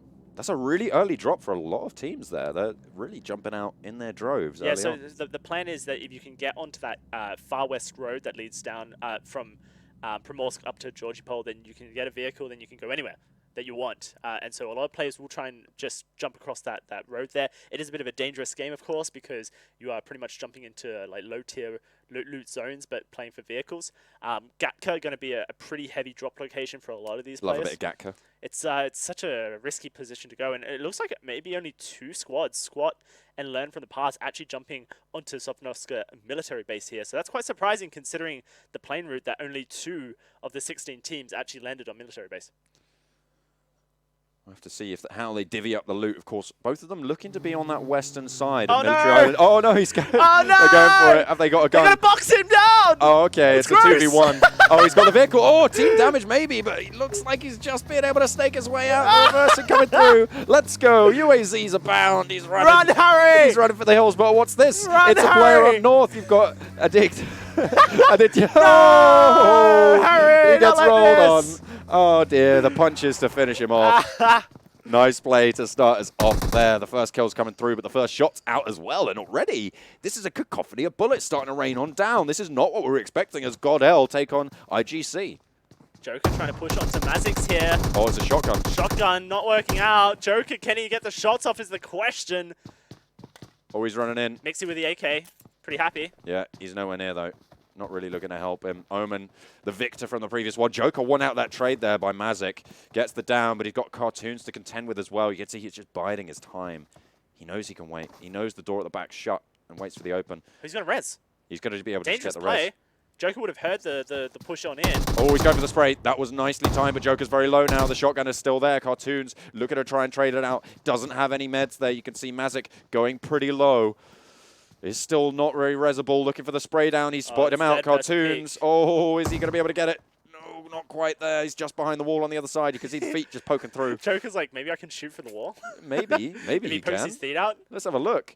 The gun's out there. Oh, you can see this is a nice rotation. He's just shotting off those angles just that little bit further. Cartoons now on the other side has He only two has shots. 2 shots left. This is so crucial. If he does not hit one of those shots, he's going to be going down to Joker. And Joker, you can see he's just bugging out. He doesn't want anything to do with this fight. Only one shot. Gives him the revive. So that's, I guess, for Insidious. They're happy about that. Joker basically giving up position to allow... Oh, but he has an 8. There's an 8. No Oh, it's going to be super way. sneaky. Oh, he gets the knock. He got it, but the res was there. Oh, no, he did. Did he get the knock? Oh, I think he was up and immediately got taken down. You can see Cartoons now very, very low. Joker is going to know that he was able to hit it down. Just jump over the wall. Oh, my goodness me. This is so tense. There's only one shot in that shotgun, remember. God kills here now. That's such a nice rotation coming through. They can start to pin him down. They're starting to go for the push, but you can see in the picture-in-picture as well that Godel taking on ZFX in the zone, but Cartoons really down and out at the moment. There he goes. Gets the knock on through, and that is going to be it for those 2 players from INS Hydra, able to claim 2 early kills into the game. Today, you do not want to come first, because you come first, then you have bad luck for the rest of the game. We saw Pain Retribution go out in 16th position last game. Now it's Insidious losing 2 members straight off the bat here. Godel also with a high finish for themselves. ZFX here cleaning up house. We'll have to see if they can convert this over towards what I believe is... Philo's still up, though. Yeah, no, he is still up. So not too bad for them, but still a position that you don't want to be in when you lose members this early. Oh, ex-Ruth. So close to... so isolated from the rest of his team. Lord X on the flank. I'm not sure if I caught where the circle was. We'll have to wait and see where that I haven't seen where the circle is, but right now... Oh, no, you've got Assassin as well on Godel. So they took down 2. Milta currently owned, though, at this point by ZFX, and you have to see if Godel decide if they want to take that 2v4. Pachinki owned at the moment by 8-bit. There's no one really to contest them there. 8-bit city. No one's here. Absolutely. They're just getting free loot. This is really strong for them. This They is will be the circle geared. as well. They will be armed to the teeth right now. You see apartments being owned at the moment by Pixel. They've also managed to get themselves school. Really strong, actually. That's, again, armed to the teeth for them. SKS on offer there, but not too sure if he's going to go for that DMR, as you said before, Josh. Just a little bit weaker. Maybe not what you want to see in this mobile format, but hang on a minute. Team RN looking for a fast, open air rotation through those wheat fields. Hydra not going to be able to clap them down, of course, just bugging out on the buggy. Yeah, so if we can get a recap of where the circle is in just a moment, we'll be able to really plan out and plot out what these teams need to do with their rotations. You can see that everyone is really spread out. Evil up at power plant here. Floor was down in the shipping area near South Georgipol. And so For now, like players seem to be fairly spread out. The initial fights that have come out have happened. Yeah. Is this Team Retribution as well? Oh, they're on. Yeah. They're on their military Novo, island, I believe. yeah. Yeah, they're on Novo. Exactly. They made that break down south a little bit earlier on. But since they're bugging out, I'm imagining the circle's actually on the mainland. Right, you would think not so. on a military circle. Yes. Otherwise well, you I just mean, hold out we've Novo. seen the edge of the circle pretty much lining Pachinki, so it makes me think that it must be an easterly circle. Basically, Milta, Power Station, all that lot going to be inside of it. But that is just speculation based on a pixel that I saw in the top right corner earlier on. What a pixel it was, though. We'll have to wait and see exactly where that circle's going to fall. But in the meantime, Lord X, taking shots on by Zombie, he's going to start to push on through. That down, he's isolated. He can just push on in. He's checking those angles. He's doing nice work there, and he's looking for this down player. Should just be able to get the finish. Oh, no, the team's there. They know as soon as he pushes through that door, they've got the firing squad ready and waiting, but upstairs, they've got another player going for those trades, and it's going to be so brutal. Reaper has reaped himself. Aditya still just bleeding out there. I don't think they're going to get it. Look at the backside flank as well coming in. They think they've got it, but there is another player moving on down. You can see this blue circle just moving them in as well. Keeps that pressure up, but everybody really in danger at the moment. Ruth very low as well.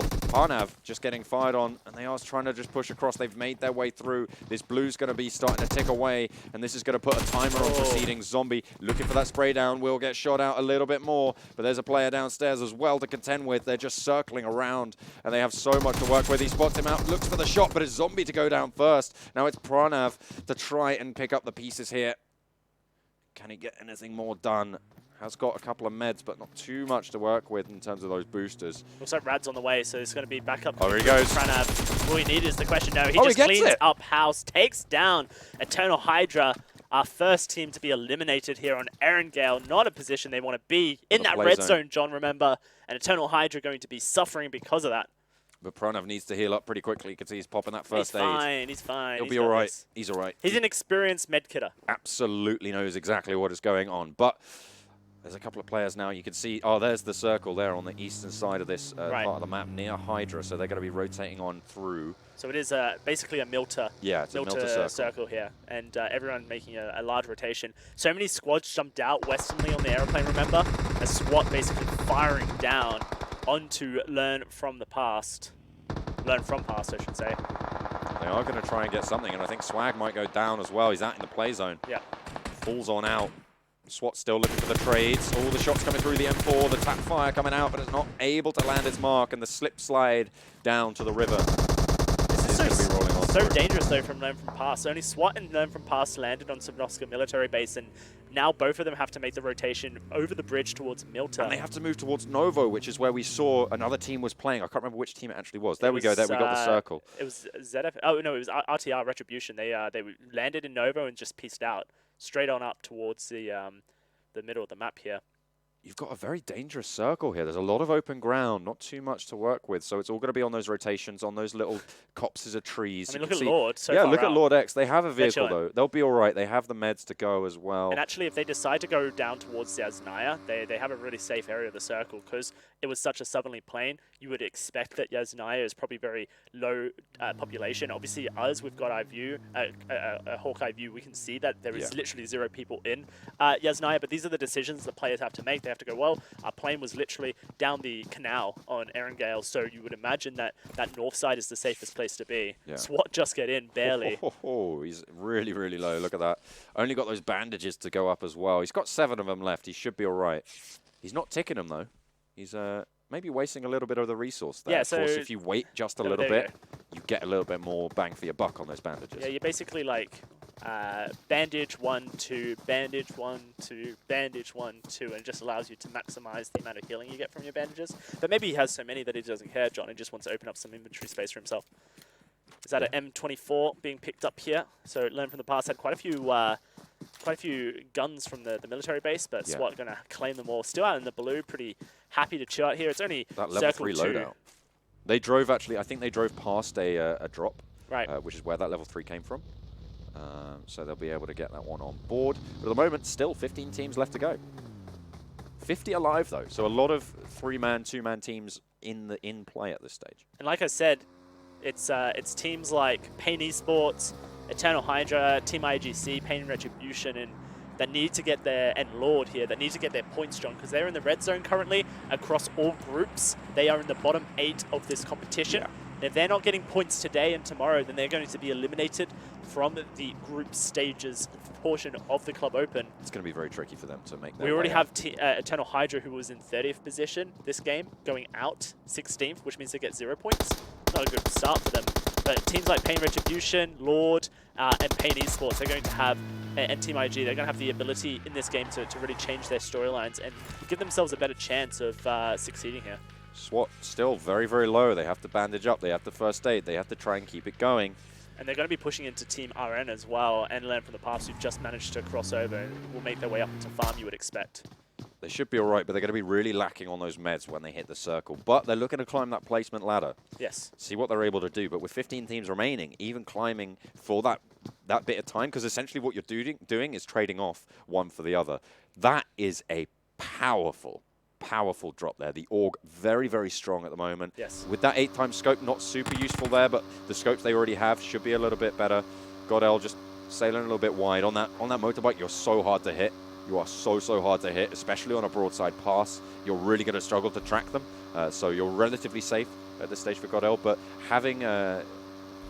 sorry, what was I talking about before? The power of the drop, I think. I mean, the AUG, the AUG, is probably the strongest gun, in my opinion, on PUBG Mobile.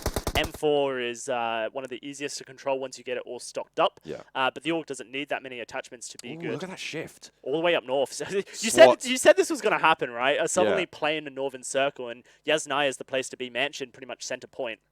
Yeah, I Pain mean, in the and middle of look it. at how far SWAT are going to have to rotate even further. Even if they win this firefight, they cannot stick around. They have to just bug straight out. Looting will be minimal. They're not going to have the meds on board that they need. They have 2 teams to contend with. They are in a really sticky spot right now, but you can see the rest of the teams, they're a little bit further open. Hydra may be coming into contact with Godel. They know their location. They know what's going up, but Pain have that position over in near Mansion and near those buildings. Such a scary thought when you're rotating pretty much side by side another team, and you're both trying to rotate to the same location as well. Insidious, one of the best positions in the circle right now, that northern side. Best only for the fact that they know that they are safe from being, I guess, fought upon. We're splitting across 2 vehicles. Yes, we are. TMR. Okay, so Team RN, they've got a strat here, and this is something they've done, and maybe I've criticized them a little bit too hard here, John, but what they do is they send one person in a vehicle to scout, essentially, and the rest follow in their vehicle. So the idea is that if one person goes down, then the 3 men can basically rotate as a whole to get the cover fire. But we'll have to see if that works out for them. RTR splitting across 3 vehicles, so really being careful with that. Yeah. And Lord, they have the longest rotation all the way north to try and get into Yasnaya here. They're going to have to make it, though. 8-bit, though. Crashing. They're crashing into this compound. Pain have got the high ground. You can see a player on the roof as well. It's going to be really difficult to try and go for this push. They have so much ground to cover. Those nades, they're primed. They're ready to go. Nick trying to get some ground. I think they spotted him. If they can rotate around, they might just be able to get a peek on, because, of course, that's a broadside, plain, open rooftop. Yeah. This needs to be on the rest of the players to try and cover those angles. Ted and Matt just holding over there. You can see he doesn't want that fight anymore. You see Ash just peeking over the top. They might just be able to get something done. Those nades flying on through. There's a little bit of a sneaky play coming in as well. Another player from the north, but that AUG going to get picked up as well. We'll have to wait and see if that comes into effect, but Pain, they're getting bombarded at this stage, but they're giving out in kind. They're doing pretty all right, pretty okay for now. Nick taken quite low, but they have got the foothold right now. And Lord's crashing in as well. They don't want to come to this fight. Are they just going past? That's a dinner party you do not want to get invited to. Dude, that's my favorite building in the whole game, by the way. Oh dear! Pixel just getting gatted on there. They are going to get pushed in as well. Whoa. SWAT rotating past, but a little bit further on. Is that Team through. RN eliminated? Oh, RN. They're very, very low. I think they had 3 players, though. They were split up, as you mentioned earlier, so maybe not fully eliminated at this stage. No, team still 15 on the count. That res is there. SWAT making that rotation. They're trying to move early. They're split up into those vehicles as well, so nice dispersion. I've been saying it all day, John. You don't want to have multiple people in a vehicle. You want to split them as evenly as possible, because if someone does get that shots onto your vehicle and blows it up like Jempty just did to RN, then you lose so many people at once. It's a risky play, and we see it punish RN. goes Ted. Ted's going for the breach as we switch away, and that's going to be Ted going down as well. Coldblood takes him out. The rest of 8-bit are here. Matt trying to push on in onto Coldblood, try and trade the kill, and he gets it. Good stuff for Matt. Going to be able to do that for now, but it's a very split fight for Pain. They have people all across this compound, and 8-bit are trying to isolate this one building here. They know where he is. They know he's upstairs. That bleed out should be able to come into effect. They are going to be able to finish that one off. Nicely done. They claim 1 for 1 so far for 8-bit, but they have players upstairs sneaking about. A lot of smoke being chucked in to try and go for this contestation. I mean, Nick's just been holding out on this rooftop for ages. Evoke going to be the, I guess, the point guard. Make sure no one pushes down. Ash is trying to land some like nades. Did he? Oh, that's the smoke. Okay. Okay. Nick's just still trying to go for something. Well, I don't understand why Anko is just chilling on the other side. Maybe he's got a sniper rifle and he's trying to pop some heads from the other compound. But right now, Pain Gaming, they need the support, or else 8-bit will just run up here and hurt them. And Pain need placement right now more than 8-bit do. Pain also in that red zone. They can't afford to go out in 15th position. No one can really afford to go out at this stage. I mean, as you say, 15th position, really, really unlucky. 3 players on average per team left alive with 45 still in the game. At the moment, it looks like Pixel are struggling to actually get out of the compound that they've taken. Phoenix and HB, you can see, really struggling. They've taken a lot of damage. Rain's taken a lot as well. But they are going to be able to manage to bug out just about, move for that northern rotation. Very strong position for them. But in the meantime, Lord, they are under the cosh. ZFX trying to trade off against IGC as well on this eastern side near the mansion, near those positions. Seeing what they can get done. You can see SWAT just off to the north. They're not going to get bothered too much. Don't think they're going to go for too much. There is a little bit of fire going on out, but I don't think they're going to be able to get a lot there. Nades in, not really finding too much there, but Nick relatively low. You can see Enkove has got that spray potentially coming in. They have some backup, but it's not their own team. I think. Enko's just spraying from the other building, whilst Evoke and Nick just hold this rooftop here. 8-bit are kind of just chilling. They're happy to kind of bide their time at this stage. Right. They don't want to go out in 15th. Oh, dangerous here for SWAT. In the smoke with their vehicle, shots get fired onto them by Godel. If those tires get popped, they have so much ground to cover on foot. It's going to be absolutely, it's going to be almost impossible for them to do it. Oh, there we go. Hang on a minute. M24 lands the headshot. Able to get 1 knock. See what else they can get. Retribution taken on Evil Big Fellas, but in the meantime, there's going to be still more push. There he goes. Pain finally coming in with the backup. I like the story of that M24, stolen from a previous member of Learn From Past and then used to take out more. The fight between SWAT and Learn From Past have been huge. There's Jempty by that burning vehicle where I believe he took down 3 members of R&R, Team RN, but we didn't get the confirmation on that, and Jempty will be eliminated by AMB. Retribution picking up another kill for themselves. And getting more. Yeah, they are just racking them up at the moment. But at the moment, ZFX going for a risky rotation. Godel have a position on a rock. Not sure if they want to go for the spray down, but a lot of damage being poured on their way. A lot of open ground. This is what I was saying in the final circle. So there's a lot of open rotations. If they don't have the utility, if they don't have those vehicles, it's going to be really tricky. Just a smoke getting chucked on out. You see up in the north, you've got the remaining RN player. And the circle shifts south. So right onto Hydra. Right onto Hydra, right into Retribution here. ZFX Evolution not too far away, and the remaining members from Evil okay for now. Big rotations will have to come through for the rest of 8-bit from Pain as well. Not a position you want to be in, and you see 8-bit, they were immediately just piecing out. They're like, yeah, okay, Pain, you can have this building. We don't need it. We need to rotate. They're going to give it over at the moment. I mean, they're very happy. If Pain want to stay there, they're going to have to rotate. We've got vehicles for 8-bit, and they're going to make the rotation as quickly as possible. This player count, though, is really interesting at this stage. 15 teams, 41 players. Right. There's less than 3 players a team on average. So players that have 3 or 4 players are at a huge advantage at this stage. They have so much more staying power in these duels. You can see players starting to go down even further as well. 39 as Pixel take a lot of fire. 2 kills getting confirmed already, and that's another team going to go out. 14 teams now left standing. Yeah, that was RN eliminated after Jempty took out 3 of them in the vehicle. The remaining member did go down, and just once more showcasing why you don't going out. Everyone is just falling at this point. It's the bloodbath of the circle rotation as we head into zone 5 here. Circle going to be closing in just 7 seconds time. This is the strength. Retribution have 8-bit in their sights. Retribution had circle and they just want to take out 8-bit, and they do. 8-bit get taken out in 11th position here. They're just Assist going to coming go through down. from Floor Official. Yeah, Hydra have that compound. They have the knock as well. Pixel looking to try and gain a little bit of a foothold, but it is an absolute bloodbath, Josh. We are just going hell for leather. 3 players on average a team. We're back up to the ratio as those pickings get easy. Hydra, SWAT, they get rolled Hydra. on. SWAT going to try and get something done, but Hydra, they have the aim and they have the bullets to be able to just land home those shots. The spray's starting to come through. They know all the information. They know exactly where everyone is. Great Nades nade. coming out, beautifully zoning them out wide, trying to get that rotation as well, but it's so little, so late as well. Original looking for the shots, able to get God kill, looking to confirm it as well, trying to get any more done, but I don't think he's going to get too much more. 9 teams now left standing as the kills just rack up so fast. Original's still alive in this position. He's taken out a couple members. happened But attempts to climb over. Potentially a mistake there as he starts to vault the wall. And that's going to be 3 members of SWAT down here. I think the last man was the one who did rotate with the team. So many players going down. 2 people knocked here. Retribution and Floor in a bit of a battle. At the 8 moment, teams remaining in this circle here as the circle just finishes its close. 3 players per team. Again, we're sticking to that ratio. We get a chance to breathe as Floor shoots some bullets over towards Pixel. Oh, Retribution. 3 men, still center circle. ZFX Evolution with a short rotation. Here's the rest of SWAT.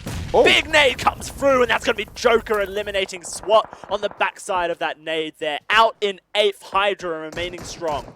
They have a lot of kills to their name as well now, so that's going to be really, really strong in terms of keeping them up. But Retribution, they're racking up the kills as well. They're starting to become a little bit more of that consistency that we just did not see in the previous map. Another knock, another kill. Kills just coming through thick and fast. 6 teams now left remaining. Floor goes out in 6, and that's going to be huge for their placement. They needed some points on the board. This north side super Very hotly contested. helpful. This north side is contested. You have Pixel up here.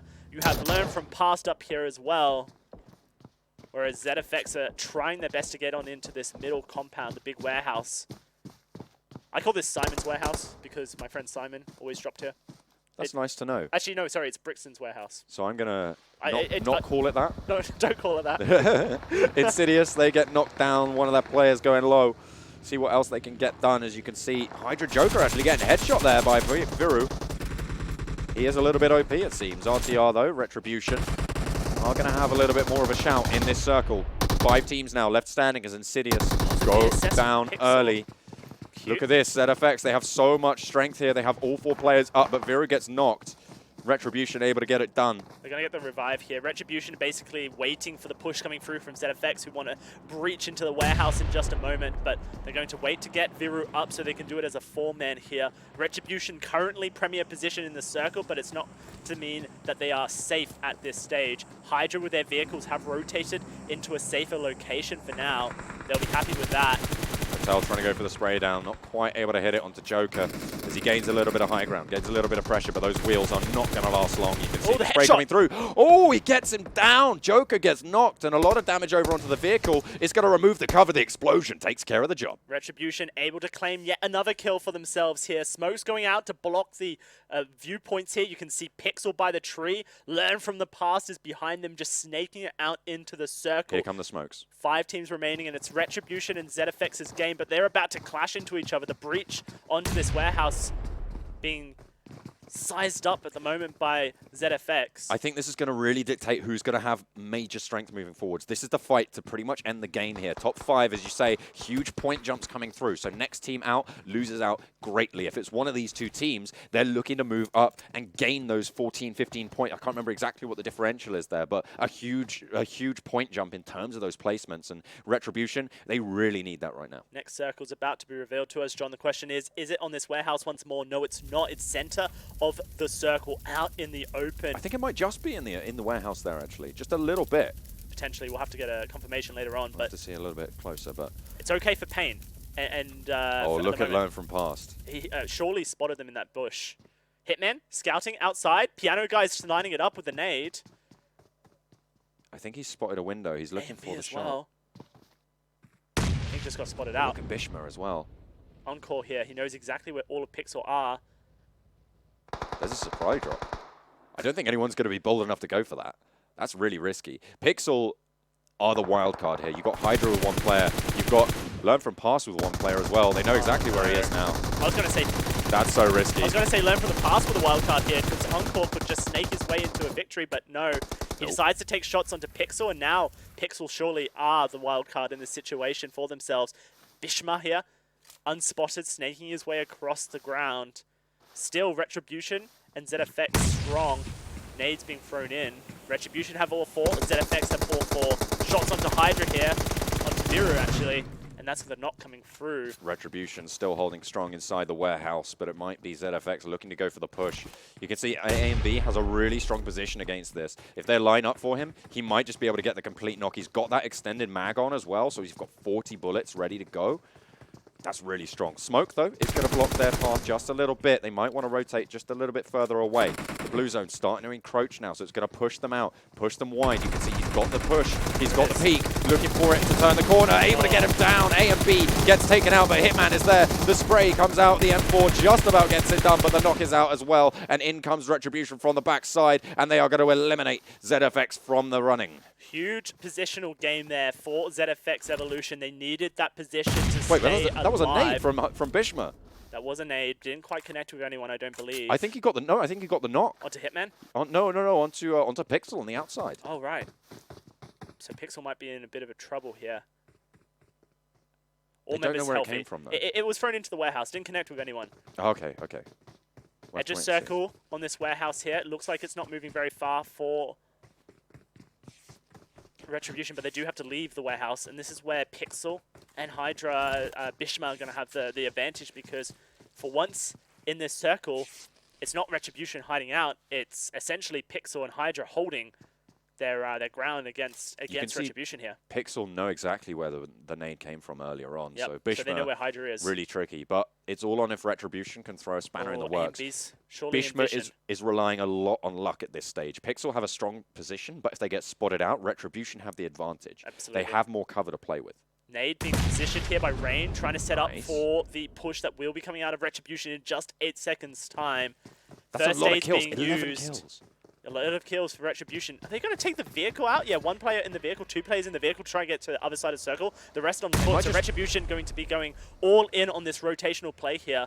They might just run straight into is. Bishma, but no, they're going out the south side. The spray's coming through. They're looking to get the knocks. One goes down, Hitman the fall. The second goes out. HB claiming both of those knocks, but Bishma starting to come in. No, maybe not. A and B, though, with the suppressor on that north side. They're trying to expose the broadside, but down goes Retribution, one after the other.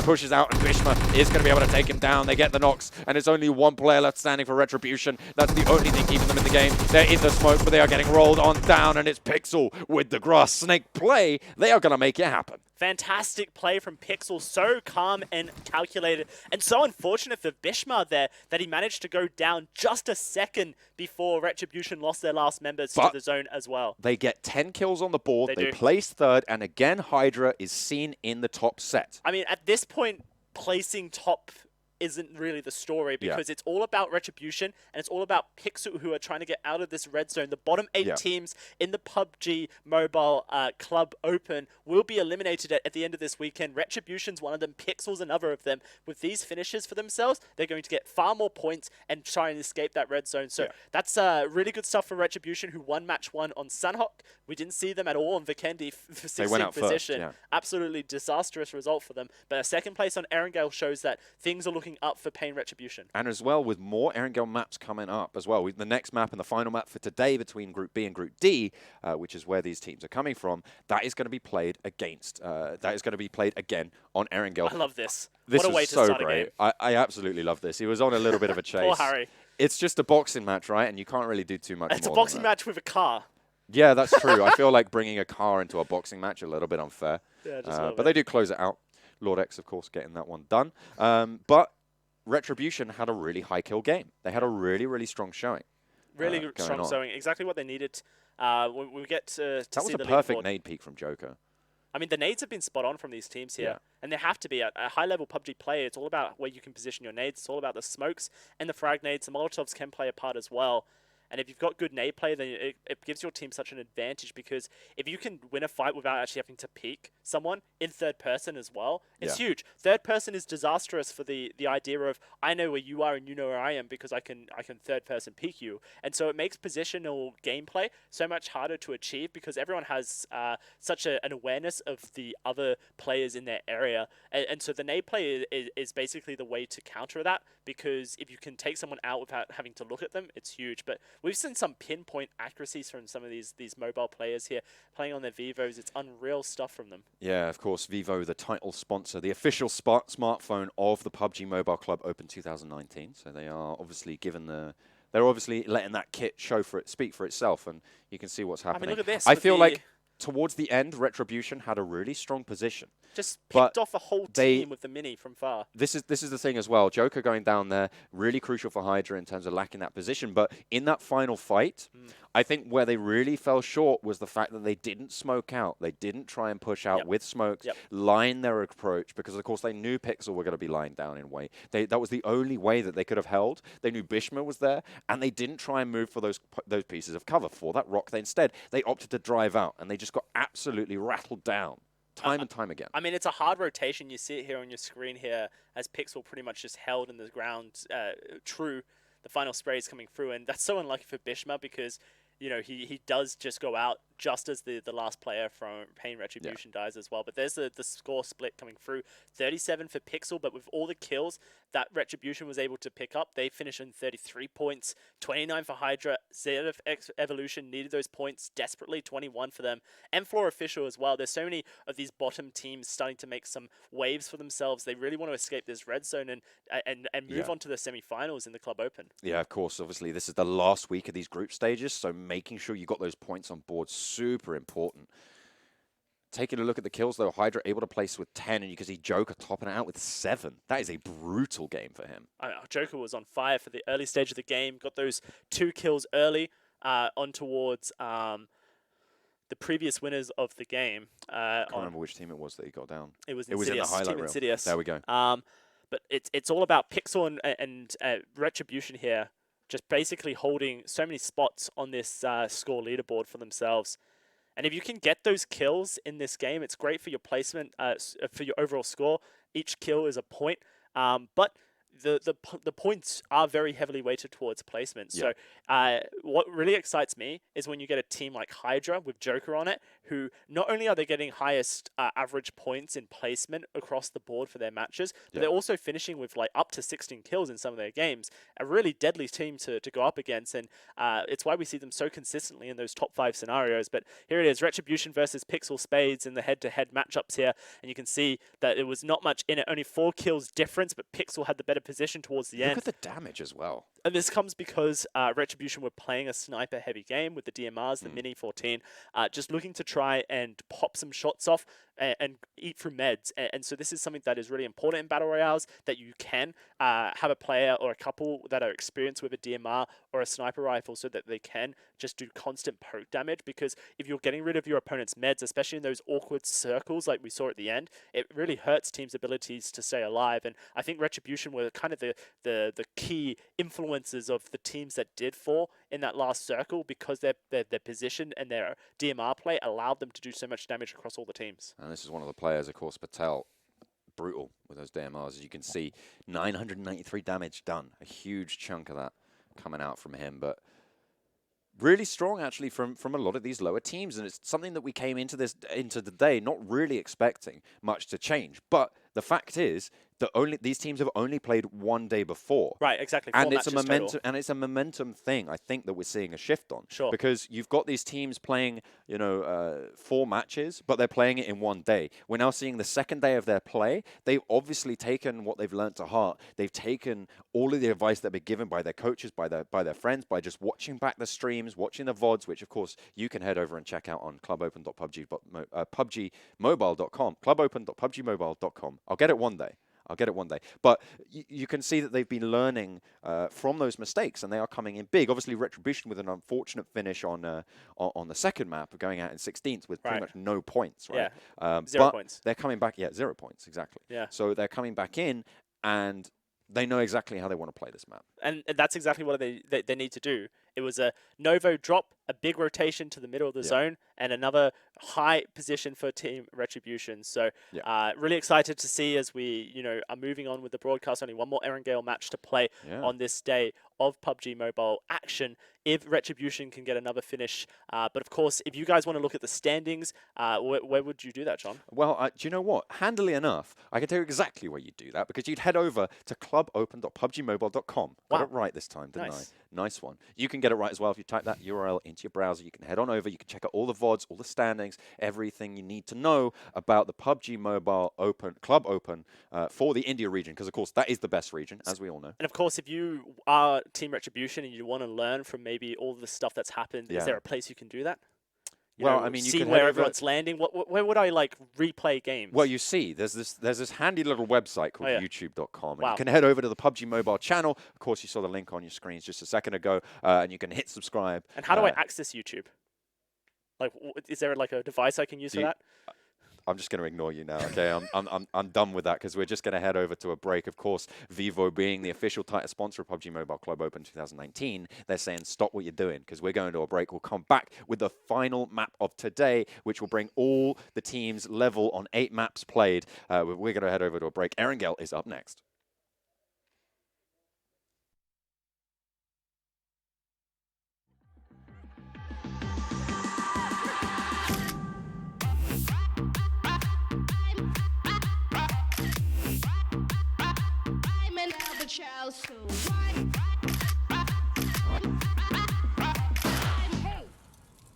Where is everyone? Capture the night with triple rear camera, 48 million quad pixel sensor. Zombie, Darkest Night, the newest mode in the zombie universe is here. This time, the rules are different. No more parachuting, as players will be placed at random locations on the map when the match begins, and there is no single winner. Players must work with their teammates to spend one long night in the match and stay alive until the sun comes up. Waves and waves of zombies will spawn during each of the 3 foggy periods at night, and supplies should only be scavenged when the fog fades. The main objective is not to defeat other players, though this doesn't mean they are harmless. Players may need to work with other teams when necessary, but should also watch their backs in case the Fragile Alliance goes south. This will be a unique experience for every player involved. This new mode also comes with a passive skill for every player. Understanding the skills will be the key to staying alive in this long night. Can you ride out the night?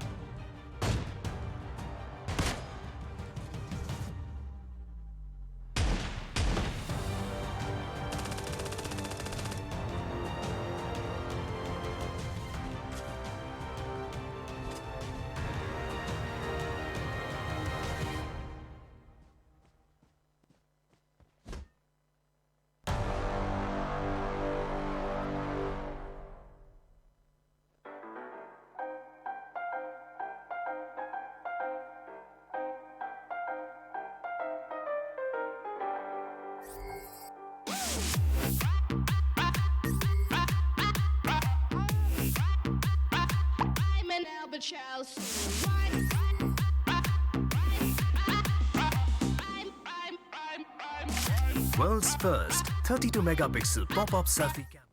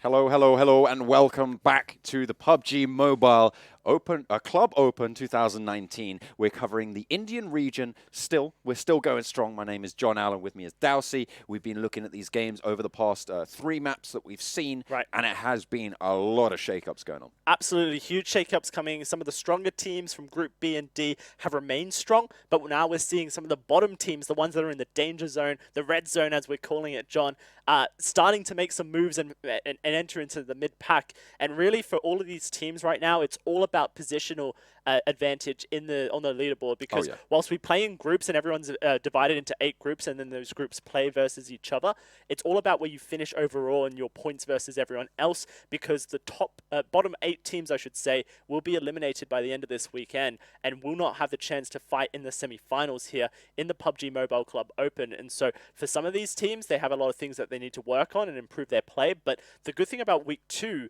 is that you get that chance to go and do your VOD review, talk about what went wrong, talk about your strategies on Erangel and Vikendi, Sanhok, all these different maps, and really figure out why things didn't work out for you.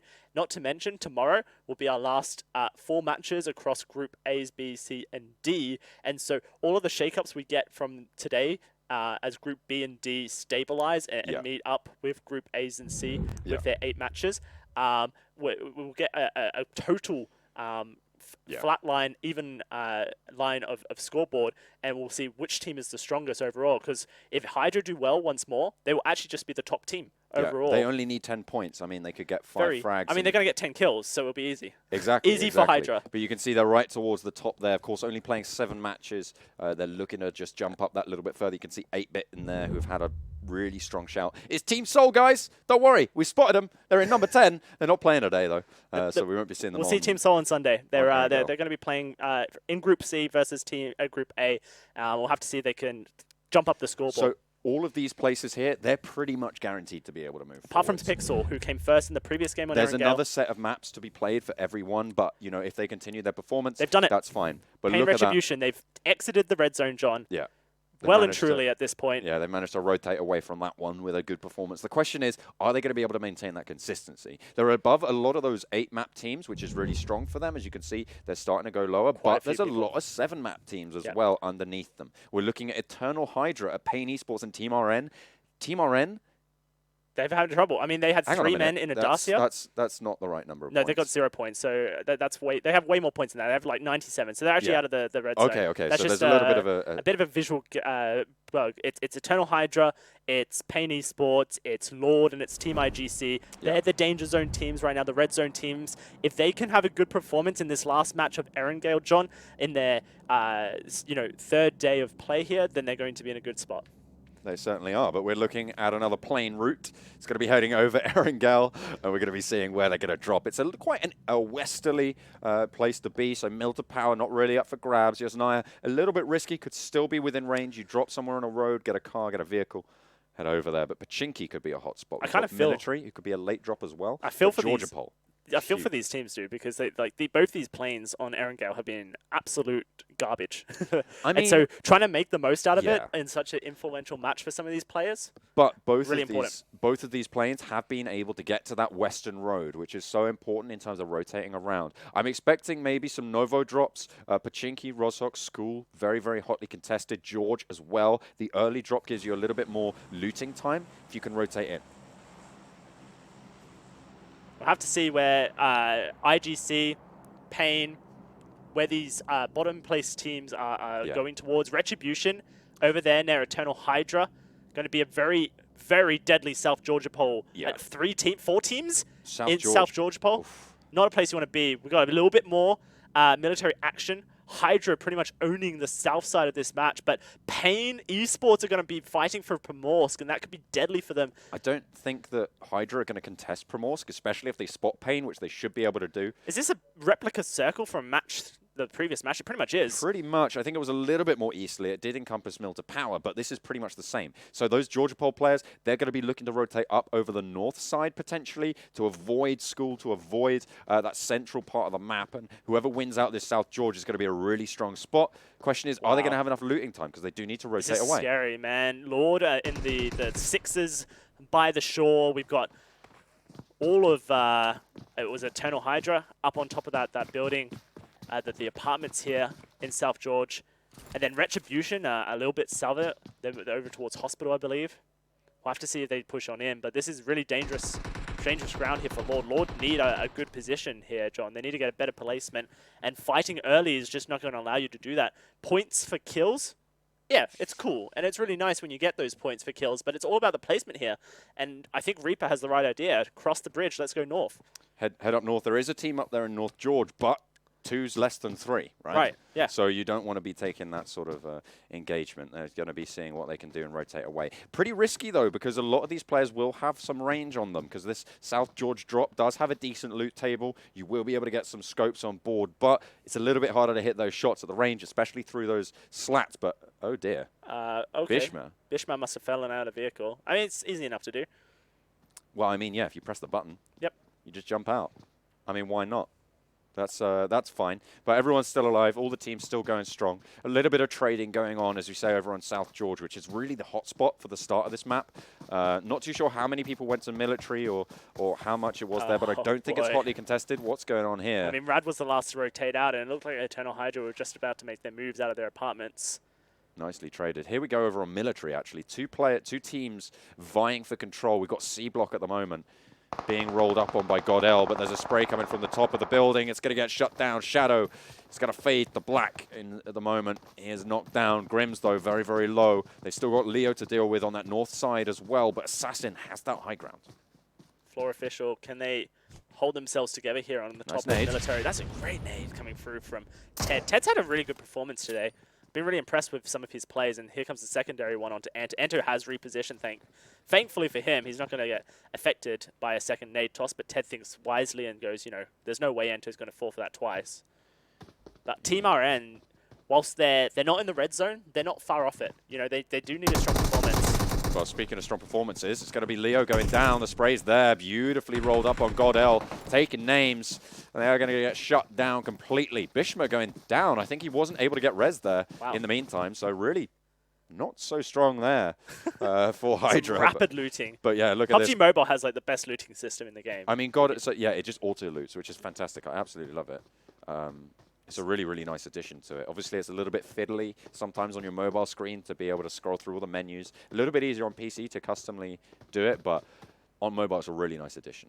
I definitely believe that it should be implemented in the main PC game, I think. But for the moment, it's going to stick on those mobile devices, such as Vivo, the official smartphone of PUBG Mobile Club Open. John, I want to talk strategy because at the moment, 2019.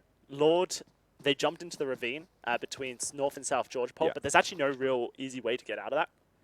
At the moment, though, Insidious don't have the overlook, which is really what allowed them to move through. They were a little bit lucky there.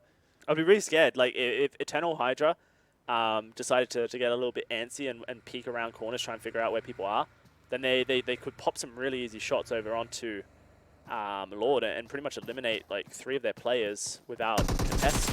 Oh dear, 8-Bit get the overlook and find Walrick in the meantime. The fray goes strong as Anto tries to go for the peak, but takes half his HP off for that. Warwick, though, he's down. He's behind the wall. He's safe for now, but with the push coming through from 8-Bit, they might struggle just a little bit more. The push is out. Ted looking to try and find the angles. You can see Snipes launching a nade out, but they know exactly where he is now. They're scooting around. They know what's going on. The nade, this could be brutal. Ted just pulls the pin, goes for the shot, launches it out, over towards the door, blows it up. Beautiful Nicely stuff. done. There's the micro Uzi around the side as well. Snipes falls down to a nade, and Ted is going to be brutal. Finds yet another one, gets the finish onto Snipes, and the RN, they are really looking shaky at this stage. This is not where they want to find themselves. It's just Anto here on top of this building. Of course, third person, he can peek it and get the pre-fire onto Ted if someone was to push up here. But 8-Bit have made Pachinki their home grounds here. It's something that we haven't seen too much from the Indian teams, constantly landing in the same spot. But no, 8-Bit say Pachinki is my city. Get out of here, Team RN. Currently, RN are in trouble. They've got 2 people alive. Cypher, he's pretty far away. Warwick has been able to kind of crouch out, but Anto is the one surrounded. Pre-firing does not work. Matt will take him out with ease, as that means that for Warwick, who's bleeding out, he wants Cypher to come over and revive him. But realistically, Cypher's not going to do that. Cypher's just going to get in his Darcy and peace out, meaning that now he is playing for position and position only. Oh, dear. Wow, shots fired onto the Darcy. I think it'll be fine. That would be insane if they were able to take out Cypher just like that. Oh, risky, but he is able to get the jump over, gets away by the skin of his teeth. What's he listening to here? Something epic. Something, Sound like Hall of the Mountain King or something like that. Yeah. I mean, why not? Bit of classical music to get out alive. It's what you need. What would be your ride or die music? I mean, Chariots of Fire, obviously. Yeah? Okay, fair enough. I'll take that. Godel grouping up in one vehicle. We've talked about this before. It's going to be real tricky, but there's a firing squad out. Oh, dear, he can Drive-by from Godel is unreal. He cannot get it done, That's like some mob-level stuff from Godel there. It's so dangerous to be in a vehicle all together, but if you can all fire onto one solo guy... I'm walking here. Not anymore, I'm afraid. You're not going to be able to get that one done. Retribution moving in from the east. You've got Pixel as well on the west. This is the matchup that we saw at the end of the last match, so maybe a little bit of Retribution coming in for that one. Insidious, they're moving up. They're in one vehicle as well. Just a little bit further. I think that's from North George, if I'm not mistaken. So they are just going to be rotating along that north side over the top of the lake and being pushed in by that first zone. Not too much damage. They should be absolutely fine. There's Retribution firing. Not onto Pixel, though. No, that's onto Learn From Past, who are rotating even further north, up towards Yasnaya. See what they're able to get done. You can see Retribution continuing to just go for those sprays, not really hitting too much, but in the meantime, Pain starting to roll up on towards them. Over on the south side of the map, you've got a little bit of a hold going on for ZFX. They're spread out quite drastically at this stage, but they are sort of starting to group up just a little bit further. 16 teams still in it, Dowsey. 57 remaining, so it's been a lot more calm compared to our previous matches here, John. And of course, it's because it's the last match of the day. Yeah. Everyone wants to get those final points here in their second round of matches. Hydra still making their rotation. Who's that? Being sneaky beaky. Sneaky beaky, that was SWAT. RN, that's Cypher. RN, Cypher, final remaining RN player. He's just chilling. He knows he has to stay alive. This drop could go right into Hydra's hands as well. Yasnaya is center circle here, so we're going to see Eternal Hydra, Lord, and Insidious all trying to rotate up into Yasnaya quickly. IGC, who needs some desperate points right now, or else they're going to be going out in a very dangerous position. They can rotate up into Yasnaya as well. We see pretty much all of the evil big fellas alive and rotating. So rotations from the south pretty easy into the northern side. All right. Will we see the smoke here? Looks like we have. So this is going to be an Orm coming through for Hydra. They've just been gifted everything. That is really, really strong. Who's going to get this? Godkill? Yeah, Godkill's going to get that one on board. Of course, they lost Bishma, so they are a 3-man squad at the moment. Do need a helping hand, I suppose. Yeah. Orm's a good way to do it. Yeah, and that level 3 helmet cannot be ignored. Learn From Past, though, they're pushing around the side of this compound. IGC have things to say about that. But apparently, they didn't say it loud enough. They're not going to get any frags. They're going to get a little bit of tag damage, but they give away their position. They let people know exactly what's going on. They might be going on the hunt here. Joker on the front line. He's going to push straight into where Team IGC are. He was on high, really, really high frags in the previous game. Absolutely on fire. Coming through into this game, it looks like he's going to be playing Scout for Erangel. But look, there's a team, IGC obviously over there, but they still have Learn from Pass on their south side, rotating around the back of it. So it's a really, really tricky position. Mission is going to jump in that buggy. They will get spotted out, but in the meantime, Retribution taking on Pixel, already get a knock. That's the end game fight that we want to see. Lord have found a new vehicle. They split up immediately. 16 teams do remain, but at the moment it looks like Retribution may be taking it to Pixel, trying to get their revenge from the previous game, not being able to get first, even though they probably felt like they deserved it. It's shots from very far away. It's this apartments area for Pixel holding out, so they will be able to get the revives fairly easily. But again, it's so important that, and we've seen it time and time again from Retribution, who are very happy to play that DMR game. A lot of shots actually going out the other way from Learn from Past. Who are they shooting on? It's the rest of the players. Official. Yeah, Ford Official. They're going to go try just roll on in. Roll a little bit further north. Get out of the firing line. They would be able to get to do it as well. IGC taking another compound now. Finding a new foothold. Everyone pretty safe in the zone at this stage, so they're going to be rotating and finding their little bunkers, little compounds. Everyone just zoning themselves in. Rotation's a lot more firmly locked down, of course. Being on Erangel, everyone's a lot more familiar with this, so I'm expecting to see a lot more coordination in terms of these rotations. And I mean, not to mention, India is one of the strongest regions Absolutely. as it comes to PUBG mobile competitive play. They've been playing this for so long, and they've had the esports structure to do so. So on Erangel, which is the most common map on PUBG, you would expect this to be the highest form of competition in the entire of the PUBG Mobile Club Open. And so it's really exciting to see how these players do decide to rotate around the routes they take, the areas that they decide are strong for themselves. Yasnaya is clearly the place to be right now, and Eternal Hydra have made their way there. Floor Official, both these teams need some good points right now because Eternal Hydra is in that danger zone, as is Floor Official. The red zone, I keep saying it wrong, John. We were like, we thought it was so cool and so cute. Coming up with the red zone idea, and then I'm just saying danger zone every time. It's all right. I'm sorry, John. We'll be okay. Will you ever forgive me? I'll get over it, I'm sure. I'm Maybe sure. in like a year. Oh, wow. That's Wow. a giant rotate. Yasnaya is the place to be, and there are quite a few Look at this teams train already on the there. southwest. Look at it. It's Retribution. It's Pixel. It's 8-bit. 8-bit as well. These are some huge names in terms of who needs to get these points on the board. 8-bit towards the top. You've got Retribution and Pixel a little bit lower down. They're going to be absolutely going hell for leather into this zone. It's going to be an absolutely action-packed circle there. SWAT. But Yasnaya is so heavily occupied at this stage. I mean, SWAT needs some points as well. They're definitely not out of the red zone just yet. So they've got Yasnaya Police Station for themselves. That'll be good. That's a really strong area to hold if you can hold it. There's so much area that you can cover very easily, especially in third-person mode. Godel just firing shots. Godel have been really aggressive the entire of today. They've got 3 kills Really so exciting far. team to watch. They just love to take their fights. Yeah, at the moment it's only 8 kills gone through. They've got 3 of them. It's a huge percentage. They managed to get a decent shout in. Here's ZFX Hydra rolling up on Floor Official. Floor Official, they need to hold this apartment block. They cannot afford to let it go. Some shots coming through from Godel, knocking out Drigger. Oh, Cigar, look at him go. 2 kills. I think he confirmed that kill now.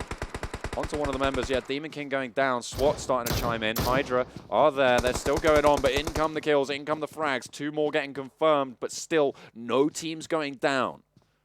No one really making that jump just yet. They haven't managed to build up the bravado to go for these drastic pushes.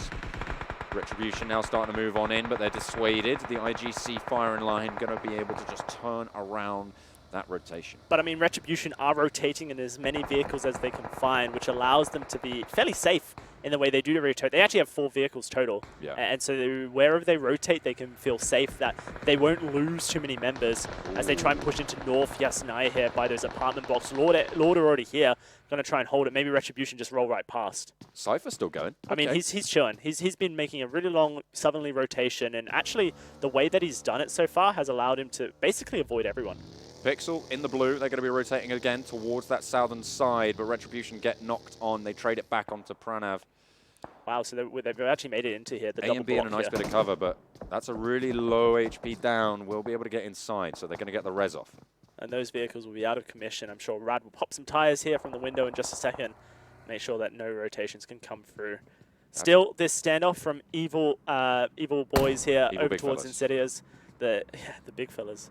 we haven't really seen much from them. Like, again, they are holding consistent placements. They're kind of going out around that 7th position place and getting a couple of kills. They'll be safe in the But, semifinals. you know, in the first day, we saw some really big numbers coming out of the Evil fellas. So I would love to see some more from them.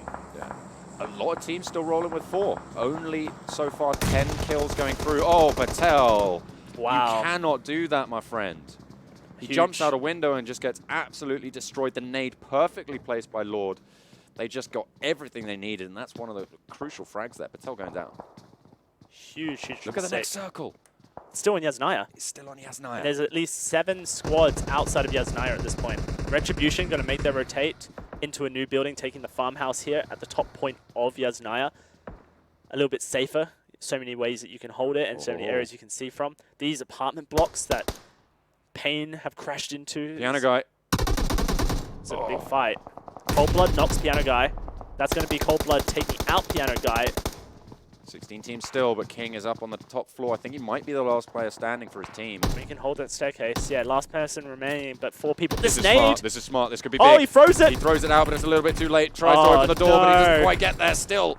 Just holding on, but that's the first team to go out. ZFX are going to fall first in the fight. IGC, though, they're taking a lot of damage. They're taking a lot of hits. Can they stick around? The question is, are they going to get any more done? Cigar goes down finally as well, and we're down to 49 teams. 49 players remaining. 15 teams. Sorry, John. yes, that's the And it right looks like words. IGC have a bit of a trouble with Lord here. They've basically taken the apartment blocks next to Lord, and Lord are unhappy about this. Both these teams need high placement.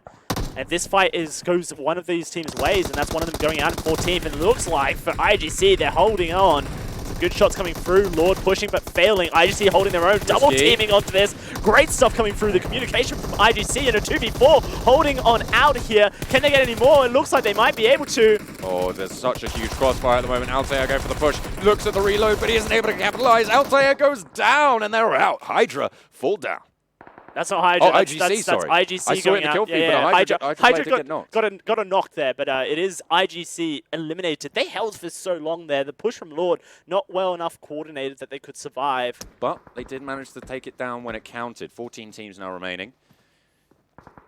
That northwest side of Yasnaya, a little bit less contested than the others, but there's still a lot of firefights going on at the moment. You don't want to be got out at this point. This You position really don't. very difficult in those hay barrels area. Eternal Hydra trying to hold out against Hydra. So it's the battles of the Hydra. Will the Eternal survive? We'll see if they are eternal. So far, Hydra... They don't want to go for this fight, of course. As in Team 5, Purple Hydra here. They've just been so dominant. This is the thing as well, though. The Eternal Hydra, they need the points more than Hydra do. Yes. They absolutely need to stick around. So they aren't going for this fight, and rightly so. I kind of like your Effie. We'll use Effie right Effie. now just because it's a little bit hard with 2 Hydras right next to each other. Short for Ethel. Short for Ethel. My dear old grandma. Oh, yeah. Friends with Doris and everyone else, but Harry? Drigger going down. Harry had such a sad start to the previous game, but taking out Dryja there, going to be okay. He's trying to find Godkill. He knows he's underneath him. And with that knock onto Dryja, that just leaves... is it just a single Hydra player? Oh, wow. Sure there. Retribution, assisting fire coming through. Circle is about to close as well, and we're going to see exactly where it shifts to. Because if it shifts out of Yasnaya now, it's just going to be a bloodbath. Look at that central column of Yasnaya as well. Still There's so many teams there. Hydra Dragger going down finally to the bleed out. Joker still available and alive, so he's still in the fray. So it is Godkill as well. So they have 2 players at least. 2, 3, 4, 5 teams, I believe, currently outside of the circle. One of them being, of course, Cypher for Team RN, who's just trying to survive and get some placement for his team. And he'll have to make his way into the north, from the north, which is difficult. This is the thing that I'm expecting, though, here, Josh. It's going to be 14 teams, and because we're in a city finish, it's going to stay that way for quite a long time. Well, teams are going to find their strongholds inside buildings, in these little bits of the town, and have so much cover to move around that these fights are going to be so thick and fast. I'm expecting the number 14 to drop to about 9 very quick. I mean, the thing about PUBG Mobile's competitive circles is that these circles close immediately. Once you get a reveal, it's pretty much 30 seconds to figure out how you're going to get into it, and then it starts closing. It's already closing now, John. And look at this, we've got an M249 dropping. That could be really influential in this end game. Oh, but there's here comes the Cypher. shot. Cypher does go down, unfortunately, for Team RN. They will be eliminated in 14th, and that is disastrous for their red zone escaping abilities. They're trying to move around though. Godel trying to finally make a break for it. Of course, the blue zone going to start to push them down. They're making that southerly rotation, but here comes the firefights. The rotations are starting to come on through, and you can see Pixel take the first casualty of it. Everybody looking for those shots. Insidious taking a shot as well. Matt able to come on in, and Retribution take a fall as well. 8-bit taking one down as well, but they're giving it out as good as they're getting it, and everybody is going in. Assassin goes down to the blue zone as that rotation getting shut down. Godel trying their best to stay into the zone, but they are really under the cosh right now, and everybody looking for it. Philota is taken down, and that's going to take them out of the game as well. 12th place for 13th place for them as Crimson's fall. Sorry, 12th place looking to come on through. I think there was another team that went down, but everybody started to move through. Lord X trying to hold in the same building as the evil big fellows, and everybody's going for it. 12 teams now, and there's so many soon to fall. Second circle now revealed. The blue zone still coming through. That's a great knock coming through for Lord. Can't get any more. The nade comes through, doesn't do that much damage. The big push comes through from Jempty, but the double team knock comes through, and that's going to be Lord, I believe, eliminated there in 11th position. Pixel have somehow managed to snake their way to Retribution taking heavy fire. Yeah, they are taking heavy fire. For now, they're okay. It's Eternal Was that Hydra it? actually taking out quite a few members of Retribution up north. See if they're able to convert those into full kills. 10 teams now remaining. Pixel taking a shot finally as Rain gets confirmed. I think SWAT still safe in that police station, which is such a strong position in this new circle. And here it is. Oh, wow. It actually closes in on them.